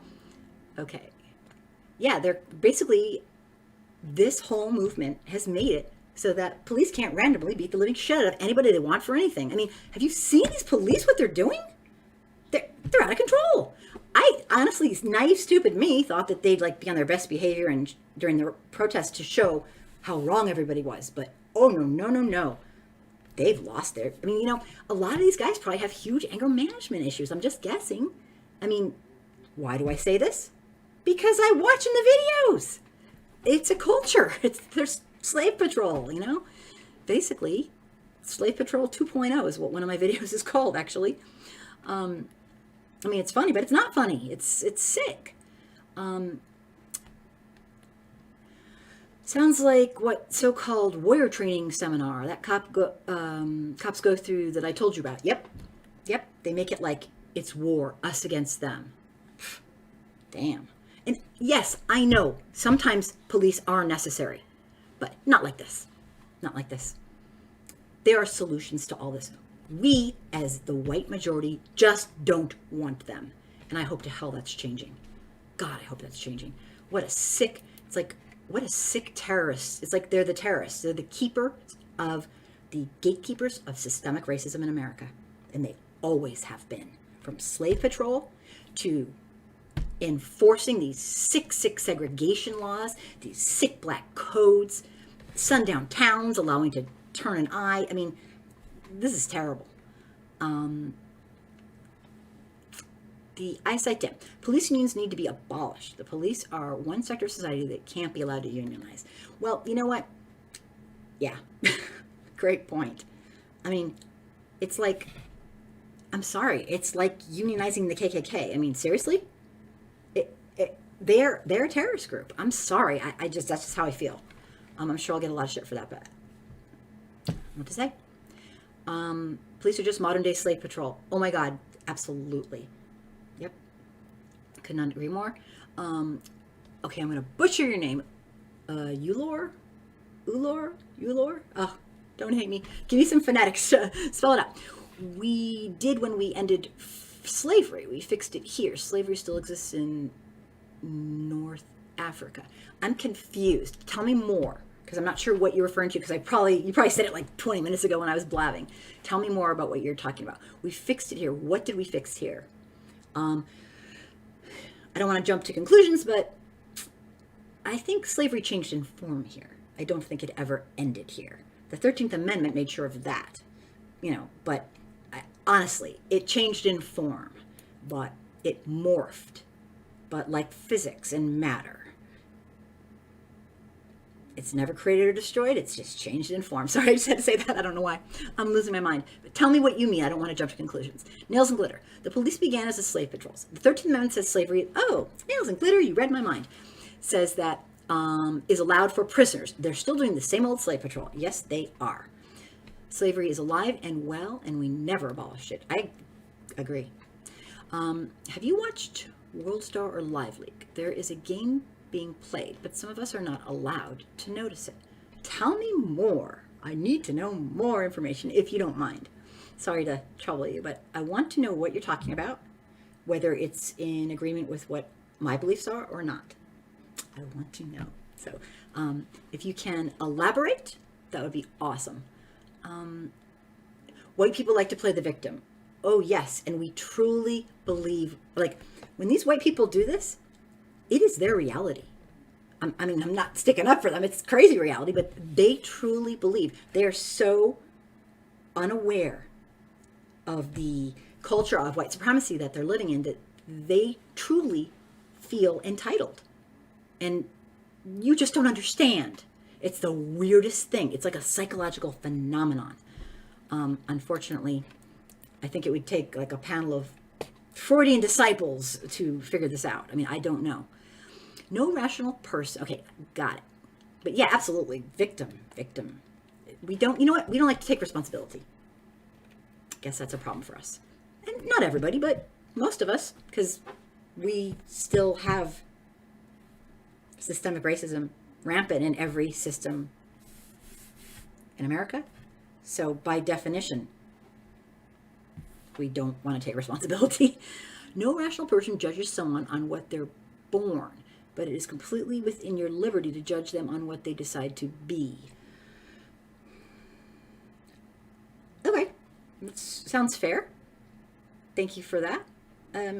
Yeah, I talk in generalizations because when I talk about systemic racism and when I talk about racism, I'm talking about systemic racism, not individual, personal. You called me the N-word. Well, you know what? That's really nasty to do to somebody, but it won't kill you. Well, it could maybe, but that act will not kill you. That's just a rude, horrific thing. The system that upholds that is what will kill you. And that's much worse than any, I mean, it can do bad things to you. If that's if you are getting a job and that's your boss, you cannot get a job. But in and of itself, a lot of white folks are looking for burning crosses and N-words. That's not what I'm talking about. That's just a little psycho thing. Okay, that's the olden days. It's covert, it's overt, and they're wearing ties.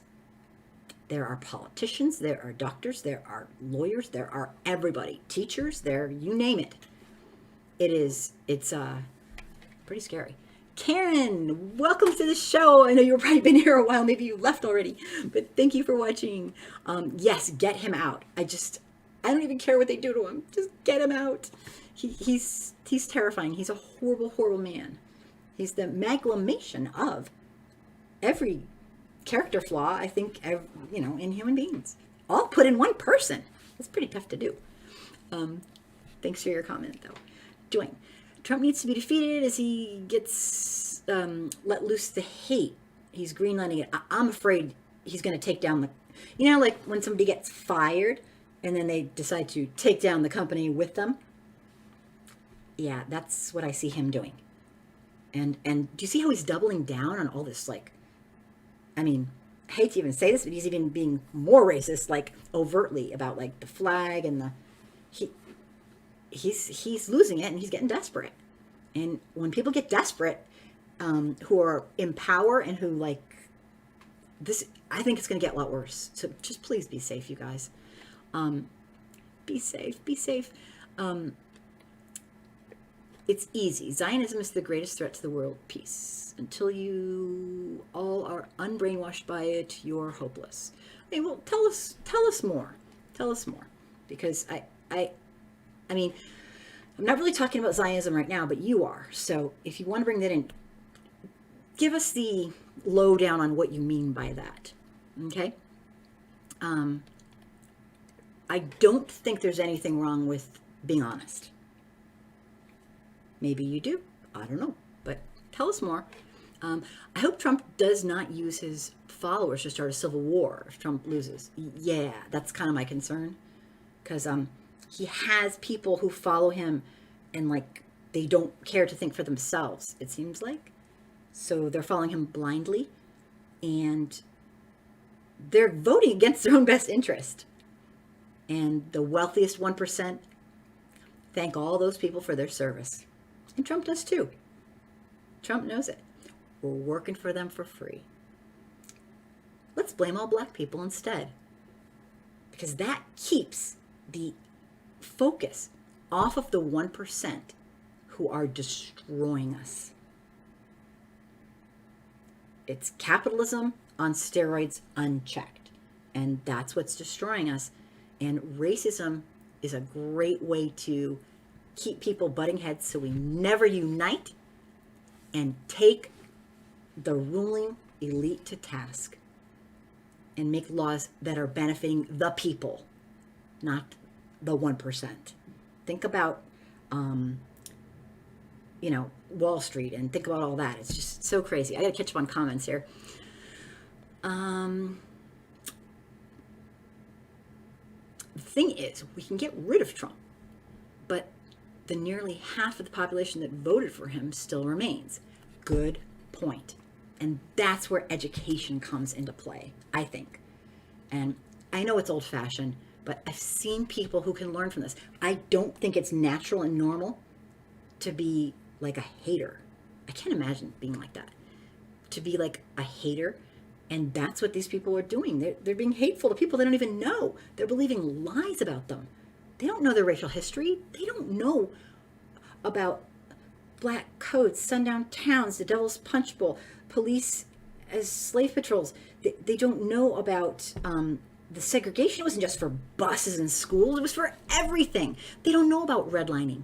They don't know how our government purposely created inner city poverty and then made sure that educations in the inner city would be bad as well because they use the poor infrastructure to fund the schools. So if you don't have a good infrastructure, your school gets practically nothing. I worked in Compton, California as for the district, a school teacher for years, and we had no books.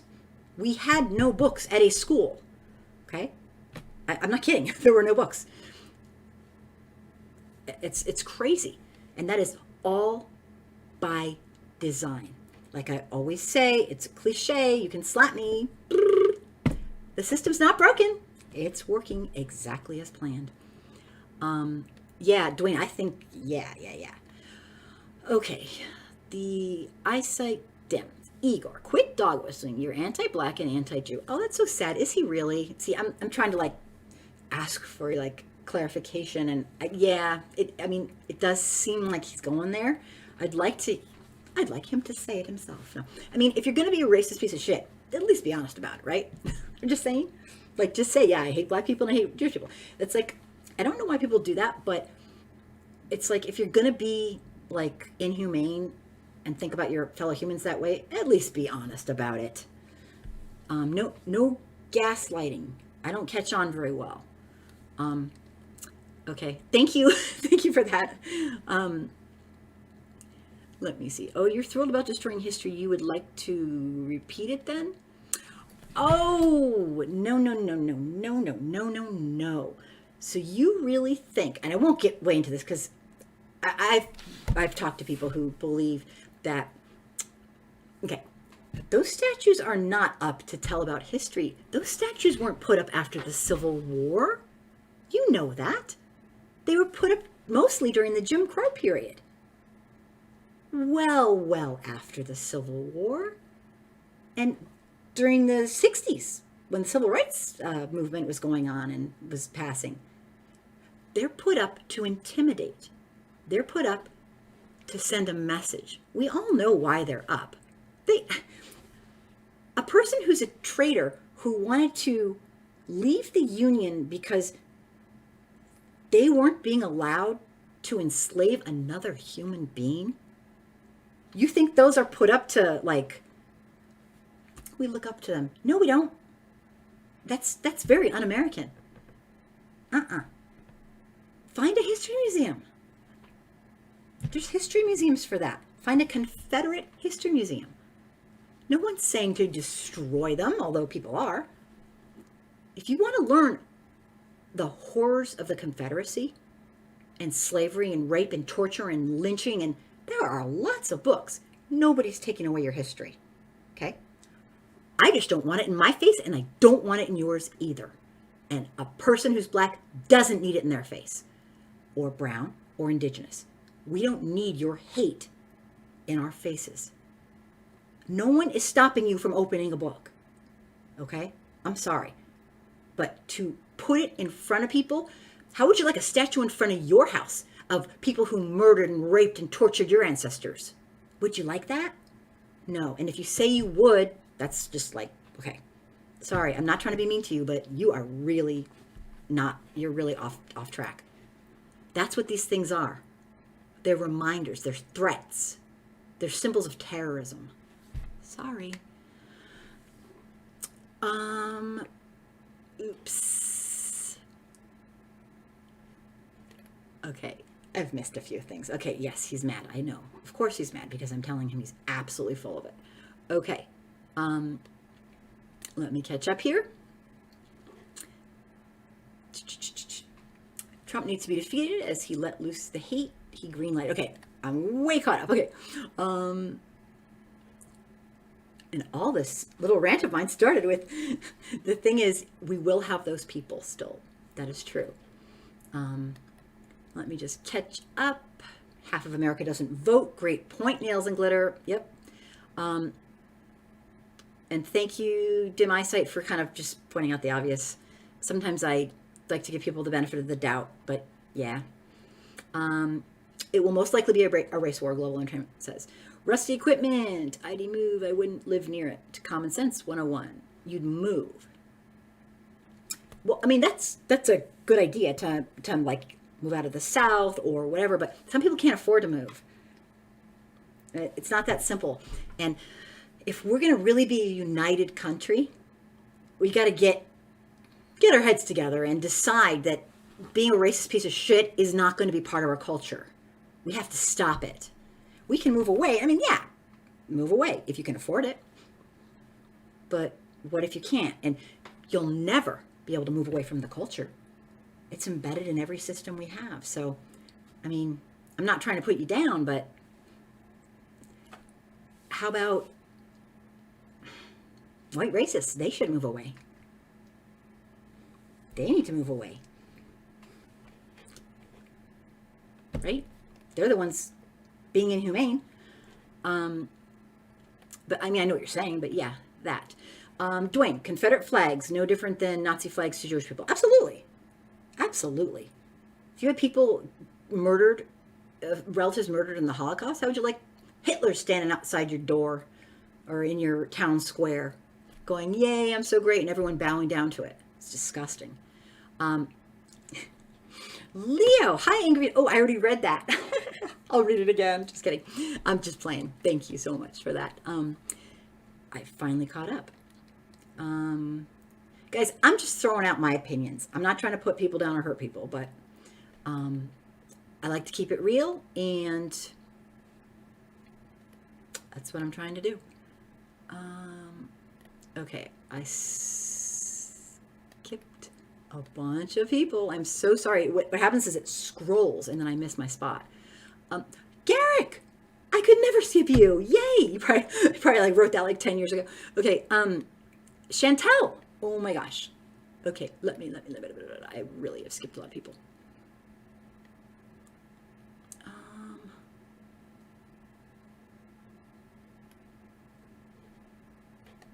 Oh, good. Happy to be here. Okay. Still catching up. Oh my goodness. Sorry about that. Oh, she's a very, very good monitor. She just gets rid of like nonsense and stuff, and so we can stick to the topic. People who feel like they're being censored. She is a bit of a censor because like I need that. Otherwise, the folks that don't want to be like humane and all that can like pull me way off and try to talk about other things, and I'll totally go there. So she's helping me because like I will talk all day long. Let me see. Wow.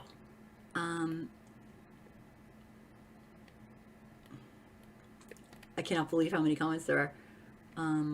Okay. I finally caught up. All right. I don't know how this went into religion, but okay, says Nails and Glitter. Dim Eyesight, what does Zionist have to do with the current conversation? Thank you, that's what I was wondering. I'm half Palestinian, and I don't like Israel as a country, but I don't hate Jewish people. Please don't use anti-Zionism as code for anti-Jew. Thank you. Thank you so much. The groups that I have Palestinians, and they also have Jewish people. And it has nothing to do with being anti-Jew, pro-Jew. That's ridiculous. Being humane is being humane. I don't care what your religion is. If you're inhumane, you're inhumane. Okay? And oh, I have a lot to say on it, but I won't go there. Just, these are our brothers. These are our relatives. Okay? I'm not trying to be all like incestuous, all this, but we are all related. Distant, yes. We're all humans. We're in one race. Why would you hate on anyone for their religion? Okay?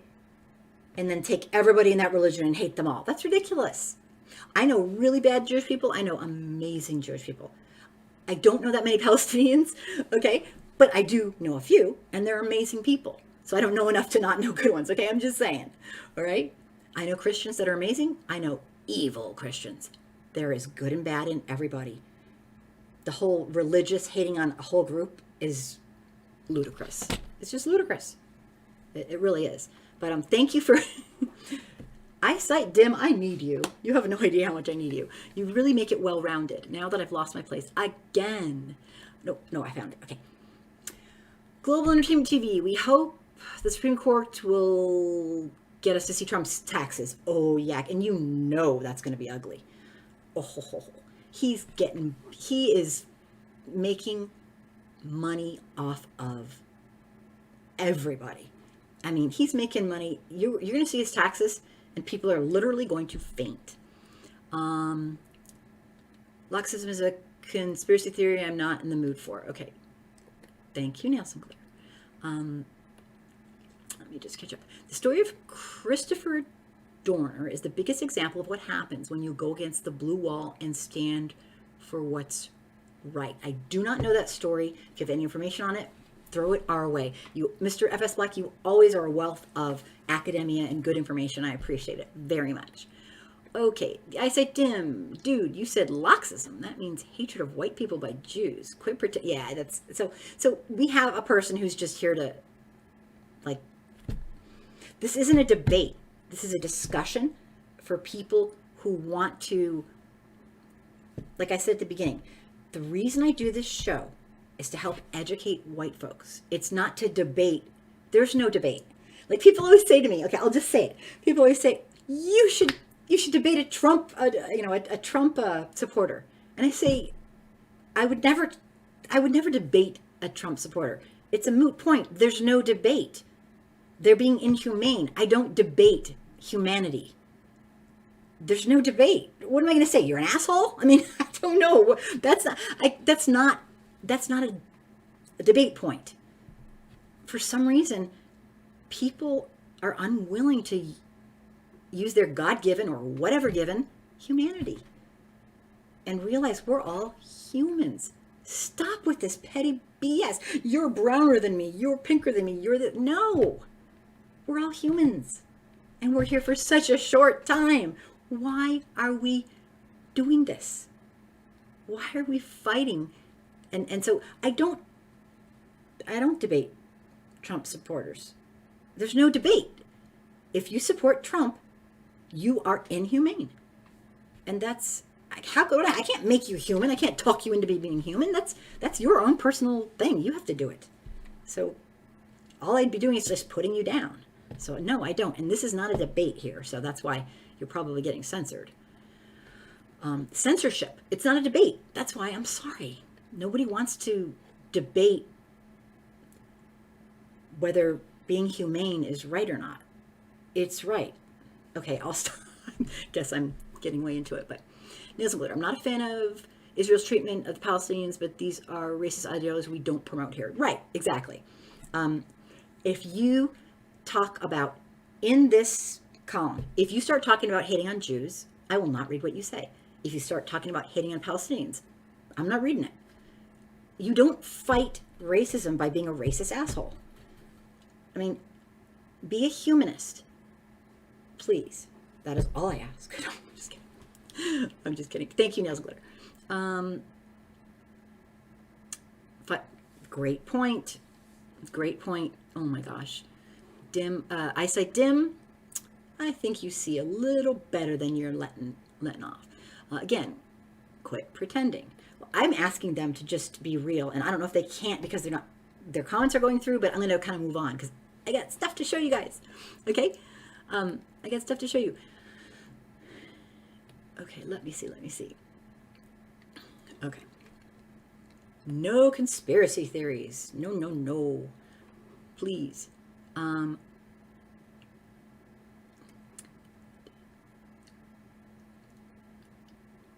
yeah, see, I'm not reading stuff that's anti. Okay, I can't do it. I mean, I wouldn't do that. Read stuff that's anti-black, anti-brown, and I certainly am not going to read stuff that's anti-Christian, anti-Jew. No. You can say something about a country's culture, but when you bring their religion into it and say everyone's like that, that's just as bad as it's being a bigot. I'm sorry. I don't agree with what Israel's doing. Do I hate Israel's people? Hell no, of course not. That's ridiculous. It's, And it's not like, oh, I'm so great or something. But we can't do that here because listen to Nails and Glitter. Chantel, are you really comparing people who are actually owned and enslaved in the rest of the world to Black Americans? Are you talking to me? Tell me more because I didn't do that, I don't think. Maybe you're talking to somebody else. Because I'm not sure. If I did that, I didn't mean to do that. I will assume you're talking to somebody else. Garrick, you're speaking about who is in power. Who is power with racism? Police, judges, prosecutors, CEOs, doctors, professionals who have the power to negatively impact your life due to their racism. Yes, exactly. Because racism has a power component. Yes, it does. I cite them, the boogaloo idiots are real fear. Are a real fear. People who think they're a joke now won't be laughing when something happens again, like in Charlottesville. Yeah, these we have homegrown terrorists. It's not a joke. They're not funny. I agree with you 100%. I think that's what you're saying. Yeah, it's not good. Chantel, the people, you want to make laws to benefit only the 13%. I'm confused. Benefit the... See, Chantel, I'm not sure... Okay, I think you're talking to me. When I say the 1%, those are the wealthiest, richest elites who are making laws to benefit them. They have brown, black, indigenous people thinking... all the white masses who aren't wealthy like that, but think if they just work a little harder, they might get there someday. They have us they're trying to get us to believe that maybe someday, if we just work a little harder, we'll be rich like them, and we have to blame all the black people for everything. Well, that's a joke, okay? Our government caused all this, and the people let them. Our racial history has to be known. So, I'm not saying benefit only the 13%. You mean 13% of black folks? No. Everybody benefits when everybody has equity and equality. Everybody benefits. Economically, humanely, just everything. It's not giving a gift to black people. They don't have equity and equality right now. It's making it so it's fair. Does that make sense? I'm not sure, but I'm a little bit confused. So tell me more. I'm not trying to be. It's hard when one's writing and one's blabbing like me. Dwayne, and racism is being used to distract the fact that Trump has killed through incompetence 131,000 Americans from coronavirus. Yes, he is guilty. Guilty.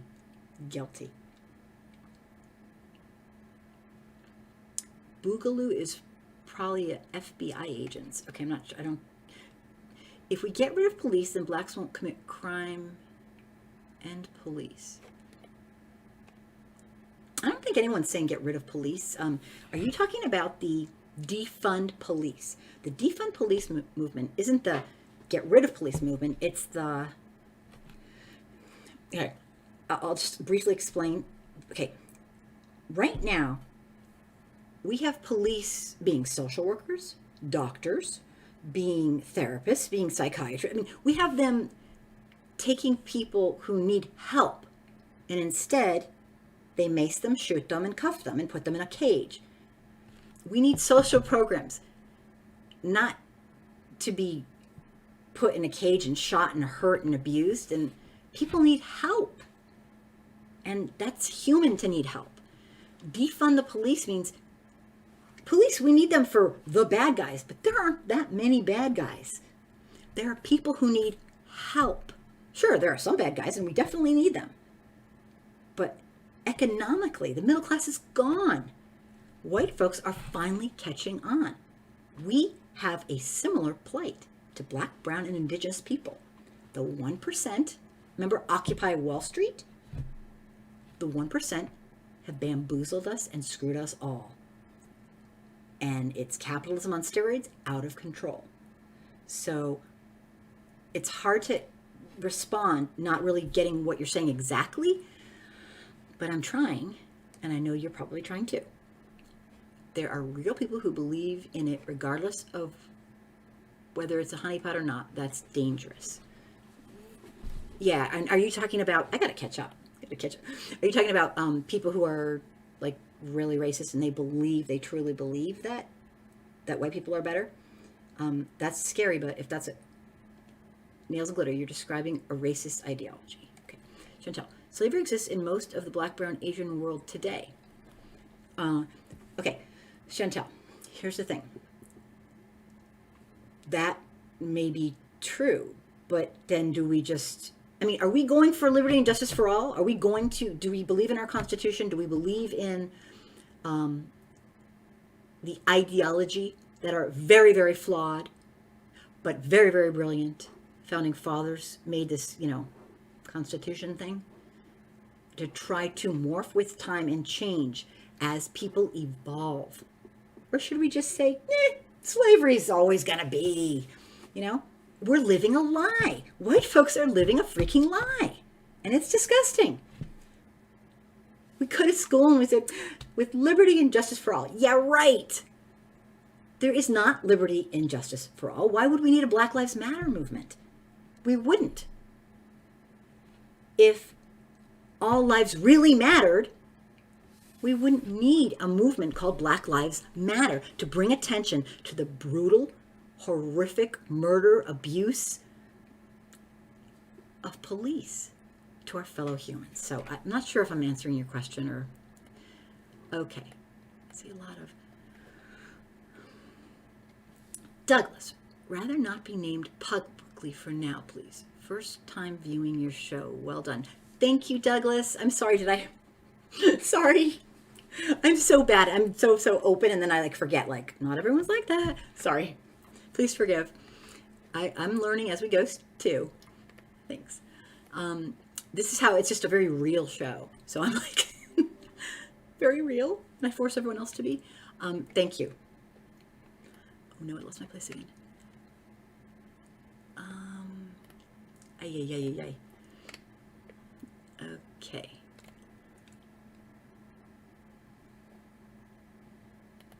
Okay. Wow. I don't think I'm ever going to catch up, you guys. I'm going to try to catch up with all the comments because I have so much to show you, and I'm not going to be able to show you it because I'm running out of time here.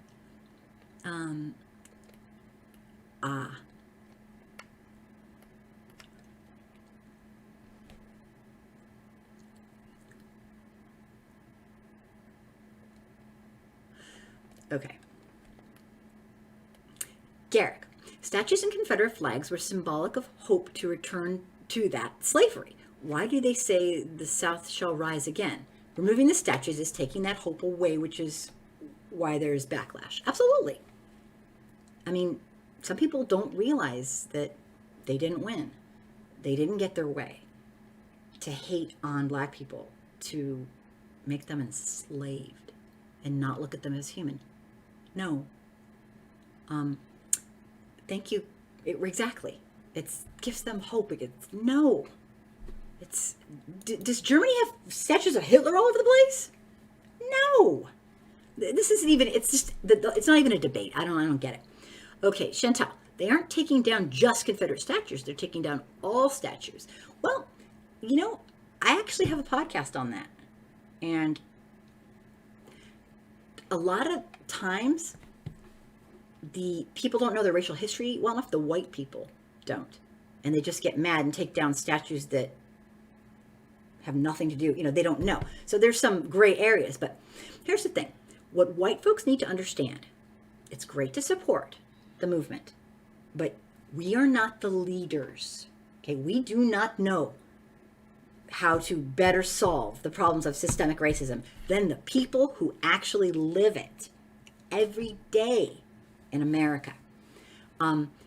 If people take down statues that are not Confederate statues, I think they're, well, just watch my podcast. I'm doing a whole, we did a whole section on it, and we talk all about it. I know what you're talking about. There are some gray areas there. I went to DC this last weekend, and there's a statue in one of the parks there that was actually paid for by formerly enslaved human beings. And it's a statue of Lincoln, but it's a very controversial statue, and it always has been from the inception. Ulysses S. Grant was there, Frederick Douglass was there, and they gave a speech and explained what was going on. And it was done on the 11th anniversary of the murdering of Lincoln. To really understand, you can't just kind of know history, you need to really, really know history. And there's a lot to know about our racial history. So if you are making an opinion and it's not based on history, it is called an ahistoric opinion. And it's not based on facts, and it's not based on the truth.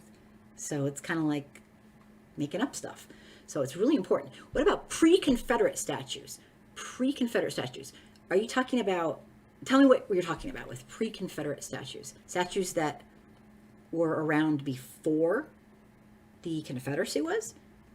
Yeah, no, I mean, I think people believe that now is the time to pounce on the ugly, horrifically hateful symbols of racism. I don't know anyone who would want those around. Why would we want those around? I don't get it. But, okay. America was the very last, yes, we were one of the absolute last people to abolish, last countries to abolish. We did not want to give up our slavery, and we still don't. Look what's happening now. We have to have a freaking movement to show people that systemic racism is everywhere in our society. People just don't get it because they don't want to get it. They want to be hateful. I don't get it. I'm saying get it a lot, but slavery still exists in much of, right, okay, we already talked about that, and that has that's, for me, that's neither here nor there. That's just another excuse to do nothing and to not care about our fellow humans. We are all humans, but whites need to pay. Should Israel give back land to the Palestinians? I don't know. I'm not sure. I definitely have some opinions on that. That's something that we can talk about at another time. PM me. I'll tell you everything I think. Police write the reports so they decide who's a slave, aka slave patrol. Right. I mean, they're running the place. It's been a free-for-all. Dwayne, Trump supporters are racist anyway, and they shouldn't be given a platform for hate. Right. I mean, yeah. Dim eyesight, Chantel Brown. Yes, there is slavery going on in the world. That's independent of the conversation about the effects of Jim Crow. And yes, thank you. I told you I need you on this. Okay, Chantel.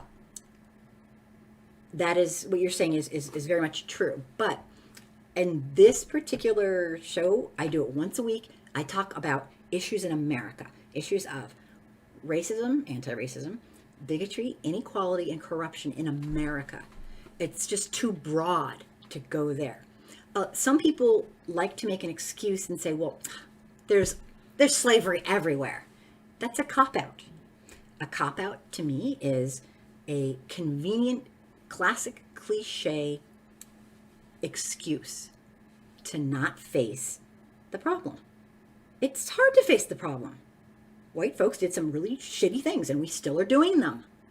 But as long as you're trying to fight against it, it's not your fault. God, I mean, don't do it out of guilt. You do it out because you love your fellow humans and you don't want to see them hurt. So, I don't know. Anyway, thank you, the eyesight dim, for helping to explain. I would support giving land back to the Palestinians. Yeah, I want peace. I want peace there. I love Palestinians. I love Israeli people, but I want peace, and peace is does not happen in there. So that's a tough one. Chantal, I am from Africa, and trust me, Americans are not enslaved. Okay, here's the thing. They're not talking about slavery as in you have no human rights, you're an object, you're this, you're that, maybe in prisons. It's all relative. For a nation that's wealthy, for a nation that has a democratic republic, we aren't living up to our ideologies. Not even close. And that's what we're talking about. Of course, it's all relative. People say they're poor in America. Well, poor in America is different than being poor in certain countries. We're comparing ourselves to it'd be like comparing to your same age peers, our countries that are similar to us. And we are failing because of our hatred. So if you're thinking about like slavery like 200 years ago, hopefully that's not really happening, but it has. We're supposed to have equity and equality for everybody. Okay, I'll give one example and then I'll go on. In New York City, Black women die in childbirth. Doesn't matter how much money they make, 8 times more likely to die in childbirth than white people. Okay, that's not equity. Think about the COVID virus in America. Why is it impacting Black folks more? Because of systemic racism.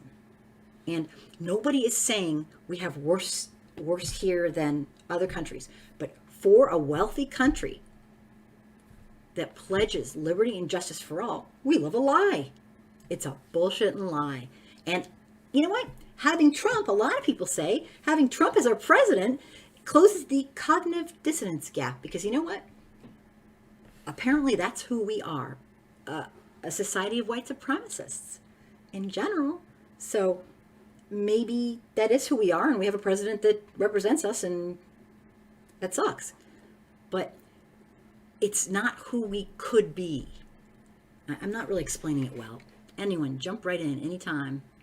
Ghost Killa, thank you for being here. I appreciate it. There's glitter. Angela Davis supports Palestine. You don't need to be a racist to support what is right. Yeah, I mean, I'm a humanist. I don't even have a religion. People probably hate me for that, but I don't. I'm not religious. I'm not into it. I respect people who use their religion to do good, and I don't respect people who use their religion to do evil. It's kind of basic. I'm a humanist. Nothing more. I'm not a Democrat. I'm not a Republican. I'm just a person who thinks people come before money and greed and hatred and all these silly human constructs. That's all. Oh, Chantel, go to jail and you'll think differently about it. Okay. Yeah, see, I don't know what your background is and what you do know and what you've gone through. So it's all relative, and I do understand that. But that's why we're talking in a closed system. We're talking about America. We have to be better than this. We live a lie. And white people, for the most part, support the lie. And I personally believe that white people can do better. I mean, my God, we can do better. This is not good. But yeah, I mean, I know what you're saying. It's all relative. Okay? Whites go to jail, just saying. Okay, let me explain one more time. The percentage of Black people, okay, let's say 13%.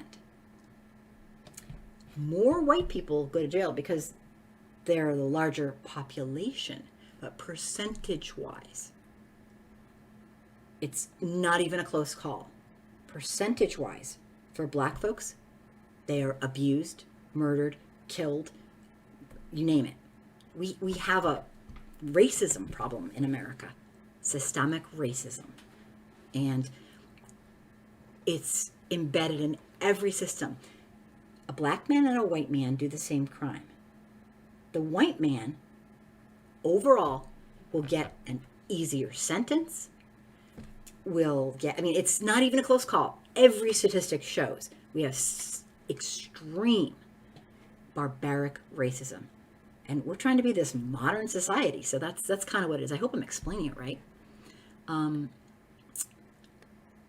Okay, I'm going to, yeah, see, also in the jail system, sometimes what happens is a lot of people in jail, like more than, I believe it's like an incredible percentage. I don't want to make quotes, but haven't even had a trial yet. You're supposed to be innocent until proven guilty. Yet we have people in prison, in, basically jail, prison for months and years because they haven't had their trial yet. They've lost their job. They've lost their family. They've lost their house. They've lost their dignity. They've lost their self-esteem. They're being treated like animals, abused, not given humanity, and they haven't even been convicted because they don't have enough money to pay bail. That's unconscionable. So we do have problems in this country. Lee, Chantel Brown might not be foundational black and white. Right. Here's the thing. And I got to be really honest with you, Chantel. I'm not trying to come down on you. But people, a lot of times, my friends from Australia, UK, Germany, they don't understand the fundamentals of the systemic racism we have in America because it's not been their culture. So I can always tell, like, when they say something like, oh, you can't do that. I'm like, oh, yeah, you can in America. That happens. So it's kind of, I'm not saying you don't know because you might have lived here most of your life. I don't know. But, and I don't know if you're a black person or a white person or whatever. It doesn't matter. My words to you would be the same. Normally, I do not teach black people. So I'm not trying to belittle you if you aren't a white person, but my job is to teach white people. I don't know more than black people know in America about systemic racism.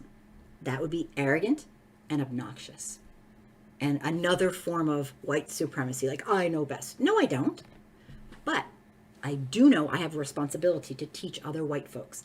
If you are not American by birth, it is not your fault if you do not understand all these systems. Nobody does. You got to live here a long time to catch on to this. Now, I'm just guessing. I'm going to move on. But yeah, don't, Okay.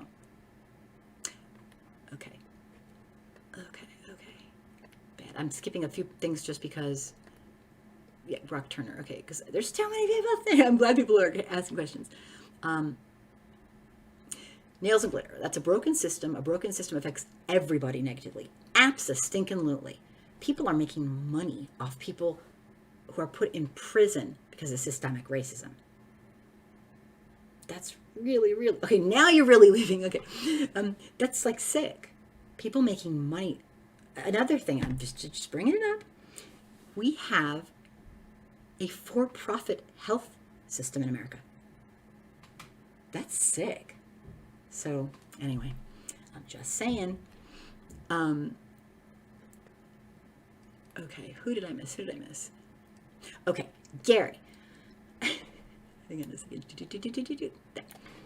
Gary. Chantel, I would say the average white American does not know history very well at all. I would definitely agree. Most of our schools whitewash our history and misrepresent world history from a USA-centric premise. Yes, it's whitewashed. It does not tell the truth. It leaves out things. I mean, hell, it changes the words. We whitewash, we live a lie. And it is purposeful. The people who rule our nation want to keep white supremacy alive. No way. I caught up. If I skipped you, please don't hate me. It's very hard with this scrolling. Okay. I think what I'm going to do is, boy, I did not get to talk about all these things, but I'm really glad that people, had such nice conversation. Roy, hello, thank you for being here. I'm just deciding whether I should. We mostly had conversation tonight, and we didn't have as much like me presenting stuff and then people saying. I have a ton to tell you about. I wanted to tell everybody about the Frederick Douglass statue that was toppled over, which is just the sickest thing ever. He is a hero. He is an amazing person. I'm reading a book this fat on him. I'm blown away by, like, mind equals blown. And I wanted to talk about, like going on and on and on. Let me just scroll down. Von Booker is near lynching. I don't know if they were going to do it. I don't care. It doesn't matter. That's messed up. And I hope to hell those people are charged. Talking about the case in Indiana at Monroe Park, where these people were walking in the forest and they came upon a bunch of people who, I guess, believed that they wanted to. Thank you, Eyesight Dim. You're amazing. Thank you so much. I guess they wanted to, like, hurt a black person. I mean, these people are crazy. So they started trying to hurt him, and they said they were going to lynch him, or that they wanted to, it was horrible. I put it up on my YouTube site, and it got taken down immediately. So apparently I'm not allowed to put that, but it's all over Facebook because, But anyway, that's what I was going to talk about. I mean, that poor man was freaking traumatized, and he'll never be the same, and nor will his friends. What an awful, awful thing to have happen. We got issues, guys. We got issues. So I'm going to close tonight because it's getting very late. Please check out this video of this woman's case. Maybe, you know what I might do? I might say goodnight and just play the video for anyone who wants to watch it, because, oh my gosh, this lady got screwed over, but good, and she's still getting screwed over. So that's what I'm going to do. If you like my show, if you're interested in this topic, if you like videos that speak the truth to power about issues that white folks need to learn, just to be responsible, then please consider subscribing to my channel and getting all your friends to subscribe too. Just kidding. I'm trying to build my channel so that I can have an influence on educating white America. And Black, brown, indigenous, African-American people, my friends help me every day by sending me the most cutting-edge stuff and teaching me. And in this show, I learn something every time. So I cannot thank you enough. I'm going to put the video on, and I'm not going to come back. If you want to watch, go for it. This lady, we got to help this lady. We have to help this lady. She did the right thing, and she got absolutely screwed over for it, and I can't stand this kind of injustice. It makes me so angry, and I think you will think that too. So let me put the video on. Thanks for watching. Any help you can give me to keep my channel going, I would appreciate. Thank you. Thank you, everybody, for being here. Everybody. Okay? Yes, and I will see you hopefully next Wednesday. Okay? I love having these discussions. And you can always call in if you want to. Okay? So I'm going to put the video on. And if you can stay and watch, and maybe I'll even chat a little bit after. I'm not sure. But if you have to go, I understand, because that's really late. Thanks for being here, everybody. Amazing. All right. If I can put this video on, let me see. This could get ugly. I'm just saying. Okay. This could get ugly because I'm not so great at this. Boop. Ah. Okay. Boop. Things have changed. Ah. Okay, I'm going to have to do something right here really fast. Don't hate me for it. Boop.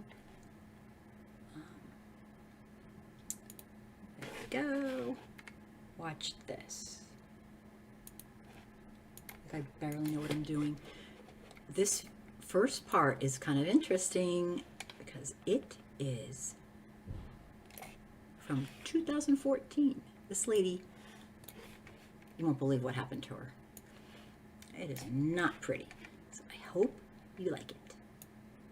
I mean, I hope you understand. You won't like it. It's kind of scary, but.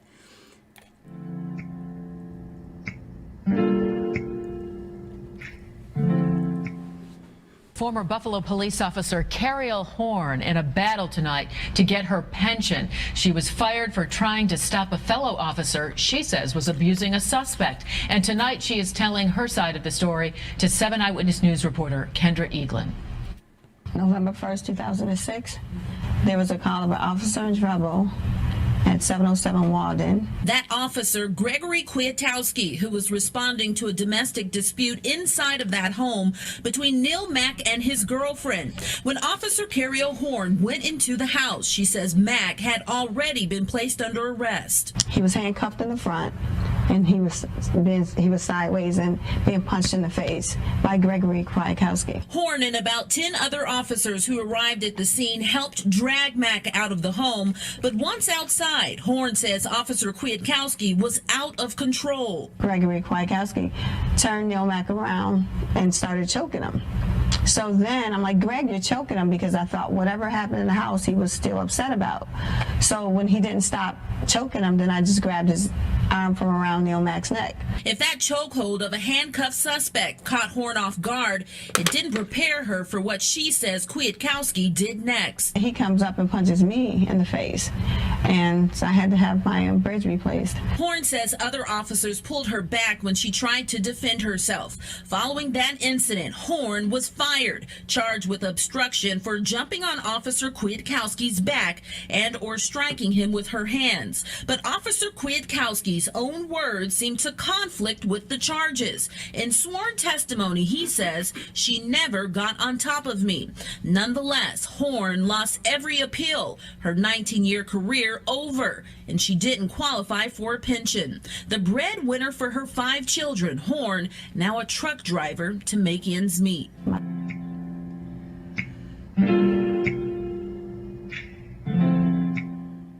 The recent protests now putting new scrutiny on the role of fellow officers who witness other officers using excessive force. A former Buffalo police officer was fired in 2008 when she says she stopped a white police officer's chokehold on a black suspect. Now there are calls for an investigation. Here is CBS 2's Jericka Duncan. Looking at the video, it was very upsetting. And I felt that if one of those officers had stepped in, that he would be alive today. Cariel Horn, a nearly 20-year veteran of the Buffalo Police Department, says the image of George Floyd dying at the hands of police is triggering. In 2006, then Officer Horn made headlines after intervening when she says fellow officer Greg Kwiatkowski was choking a black suspect, Neil Mack. What was it that day that made you jump in? Neil Mack looked like he was about to die. So had I not stepped in, he possibly could have. He was handcuffed and being choked. The Buffalo Police Department brought disciplinary charges against Horn and fired her in 2008, a few months before she was eligible to receive a full pension. Greg Kwiatkowski sued Horn and her lawyer for defamation. In 2011, a judge found that 8 statements Horn's lawyer made were defamatory and false, including the claim that Horn saved the life of a suspect who was already in handcuffs and was being choked out by Officer Greg Kwiatkowski.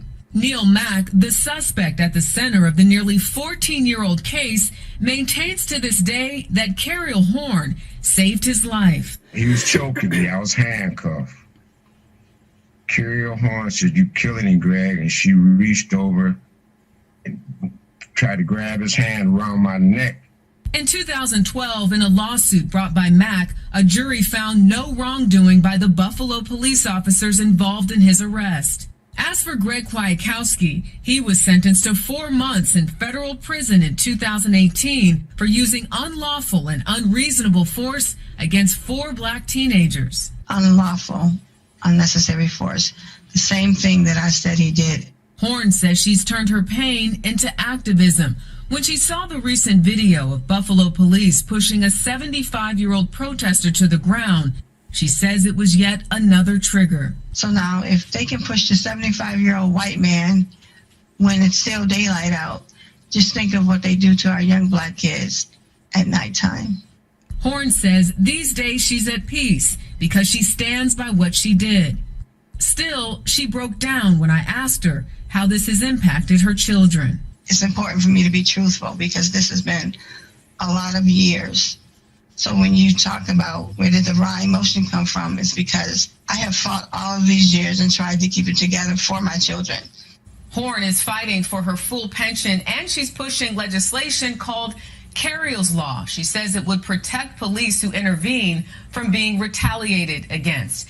As for the Buffalo Police Department, they issued this statement to CBS News saying in 2006, Officer Horn requested that her case be reviewed by an independent arbitrator. The arbitrator recommended termination after lengthy hearings, and the police commissioner followed that recommendation.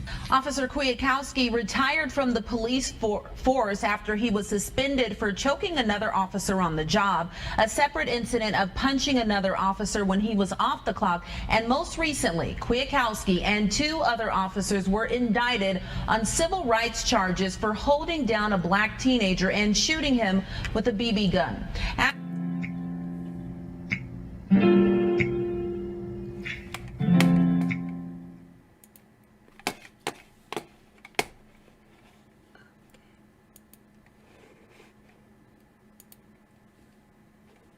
Ta-da! I'm kind of back. I don't know if anyone's here, but if you have anything to say about, oh my gosh.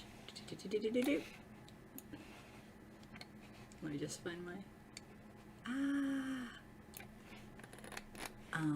I don't know if you guys saw that or what you thought of that video, but I'd like to know what you think. Let me know. I'm gonna say goodnight to everybody now, but I think that woman, oh my God, she was homeless.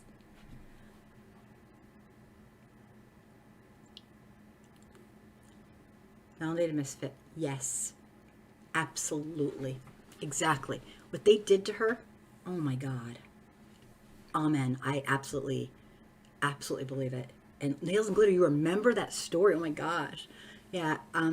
This woman did everything right, and she had her life destroyed. Destroyed. We know right from wrong, everybody. Please don't give up with this. We have to make these police change. They cannot do this. They can't keep doing this. They can't keep killing and hurting, and they can't keep terrorizing. They don't even have to do anything, just knowing they're there. White people, stop calling the police on black people for existing. That's depraved. That's mental. Dwayne, they need to clean house. Yep. Police departments need to restructure from systemic racism. This woman is her heroine. I agree. That's why I just had to show her video. I hope, and practically, I just put it up today, but not too many people are watching it, but this woman did everything right. They said 10 police were there, and she was the one person who said, I will not stand and do nothing while a crime is being committed. And clearly, what else did this guy have to do? Murder a couple other people or something? He clearly, this is who he was. She was actually right. But it shouldn't matter anyway. All that should matter is a man was cuffed. He did this. I have been able to watch, but was not able to sign in. Oh, Neil! Hi! I was like, I didn't see you said, hello there. Oh, but you're signed, but you're making comments now, so I'm happy. Yay, I'm happy you're here. You can't do right in an organization founded on evil. It's impossible. absolutely, exactly. Yes, this. Yep. Yeah, I mean, right is wrong and wrong is right. It's like, it's sick. And they are the gatekeepers of systemic racism, police in America. And it has to stop. So be safe out there, everybody. And I can't thank you enough for watching. Let me see. Thank you. You're so sweet, Roy. Yeah, I actually, at the bottom of the video, if you go into the video, I put her site. And you can actually probably write something to her there. Nails and Glitter, it only works because of exploitation. That video should be shown on the MSM. Oh, you mean the MSNBC? Or, that would go. I just put a bunch of videos together. It's like 2 or 3 videos together because 14 years ago. And then with this guide, oh my goodness. But anyway, if you want to support my YouTube channel, please, please, please, mainstream me. Oh, I'm like, what's MSM? I'm so bad. You guys, I'm like the nerd of technology. I like don't know anything. I'm the nerd of a lot of things, but you guys are good to me. You teach me. Yeah, I'm like, what? MSNBC? What? Oh, it's goofy being me, but I'm used to it. So if you believe like I do that it's way past time for white America to step up to the plate and start caring about our fellow humans, all of them, not just the ones that look like us, then please consider subscribing. A way you can support my YouTube channel is simply by watching videos and sending them to your friends. Because the more people who watch, the higher they go in the YouTube, I don't know, formula that they show videos. And so more white folks will see them, the better ratings I get. All right. Good night, everybody. Thank you so much for being here. And Neil, I'm sorry you couldn't get in, but I'm glad you got in now. I miss you. I love you. Thank you to everybody. And don't be a stranger. At the very top of this, if you want to get a hold of me privately, my YouTube algorithm, that's the word. I'm losing it. Algorithm. Yes. Their algorithm is like the more things you get, the more they advertise for you. I guess you could say your videos. So I would love all of white America to understand. There should be a wake-up call to my people. You're not serving the community, you're serving the establishment. Yeah, it's a really, really tough video to watch, but I want to do something for this lady. I know I really felt for her story. It's so unfair. She got screwed over and she did everything right. And that's not fair. Oh, absolutely, Melanie Misfit. My honor. I just wish I could do more. But thank you so much for being here. Spread the word. If you believe in what I do, tell people to jump on, watch my videos, tell me what they think. And that one video about the guy, the pastor guy, it got like 7,000. Oh, thanks. I'm a weirdo, but you know what? I've been like this my whole life, so I'm used to it. Other people have a problem. I'm just kidding. Some people jumped on and said, oh, he deserved it. So like, if you want to, if you're bored, not that you have nothing to do, but jump on there and have a little word with those people. Cause it, in the last like maybe day or two, it's gotten a ton of views. And some people are like in a lot of denial. They need a little schooling. So if you feel like schooling somebody, I sure did the other day. You're gonna see a rare side of me if you watch the comments. And it's about the pastor who was in the Arlington Memorial. Oh, the MS. Oh, they are. Oh, really? Okay, because I was shocked that they didn't cover that. I think that's why I got 7,000 in one 24-hour period, is because they weren't covering that. Very telling what those guys, the men that were there, they were very honest about their hatred. And he wore a Black Lives Matter shirt. Okay, so like, hello, I have one. It's like, jeez. It's like, give me a break. It's a shirt. I know. She is a hero, and I am going to write to her. I just found that today and put it together today, like kind of in the middle of getting ready for our show. And I was like, wow. Roy, I absolutely I just bow down to her. She is who America needs to be. And it's called integrity. Integrity is doing the right thing even when no one's watching. And even when you know the consequences could harm you, you do it anyway. Because there's always one person who knows. You. Sorry, I'm a little motherly here. It's like what I teach my kids. So I'm like being I'm angry soccer mom, see? So all right, I will stop blabbing. I love everybody. Thank you so much for being here. And don't be a stranger. My contact is at the very top of this. Yes, she does. Neil, absolutely. And remember, her actual site, it's her website, I believe, is at the bottom of the, in the video. Oh, no, it's okay. I know what you meant. That's okay. No problem. It's at the bottom. It's her actual website, and I'm pretty sure you can contact her that way and, tell her. Oh, I know. I do too. God, can you imagine trying to raise 5 kids when you're going through such emotional, this is what she gets for doing the right thing. Some things just hit me more than others. I don't know. I just want to thank her. I really do. And tell her I'm so sorry. She was homeless. I mean, it's really bad. So, okay, I could go on and on. You're going to make me cry. But get a hold of her and tell her nice things, and I'm sure she'd really appreciate it. I don't know her, but I've read so much about her today. She has her own little website. It's at the very bottom underneath the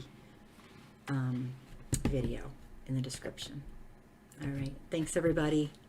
Good night, and be safe. I think things are going to get worse before they get better. Okay? So be careful. Thanks, you guys. Good night. Thank you, Nails and Glitter, for being a wonderful monitor. I really appreciate you. Okay. Good night. Bye. Let me just see here.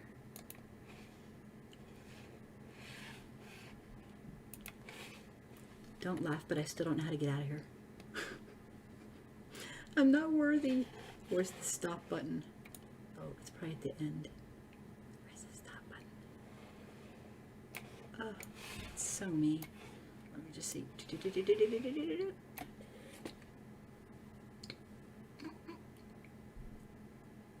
I love being so... Boy, I'm still getting comments. I love being technically disabled. Okay, I could just press the X. Good night, everybody. Except for I don't think that did it. Stop. No. Okay, I got this. Or not.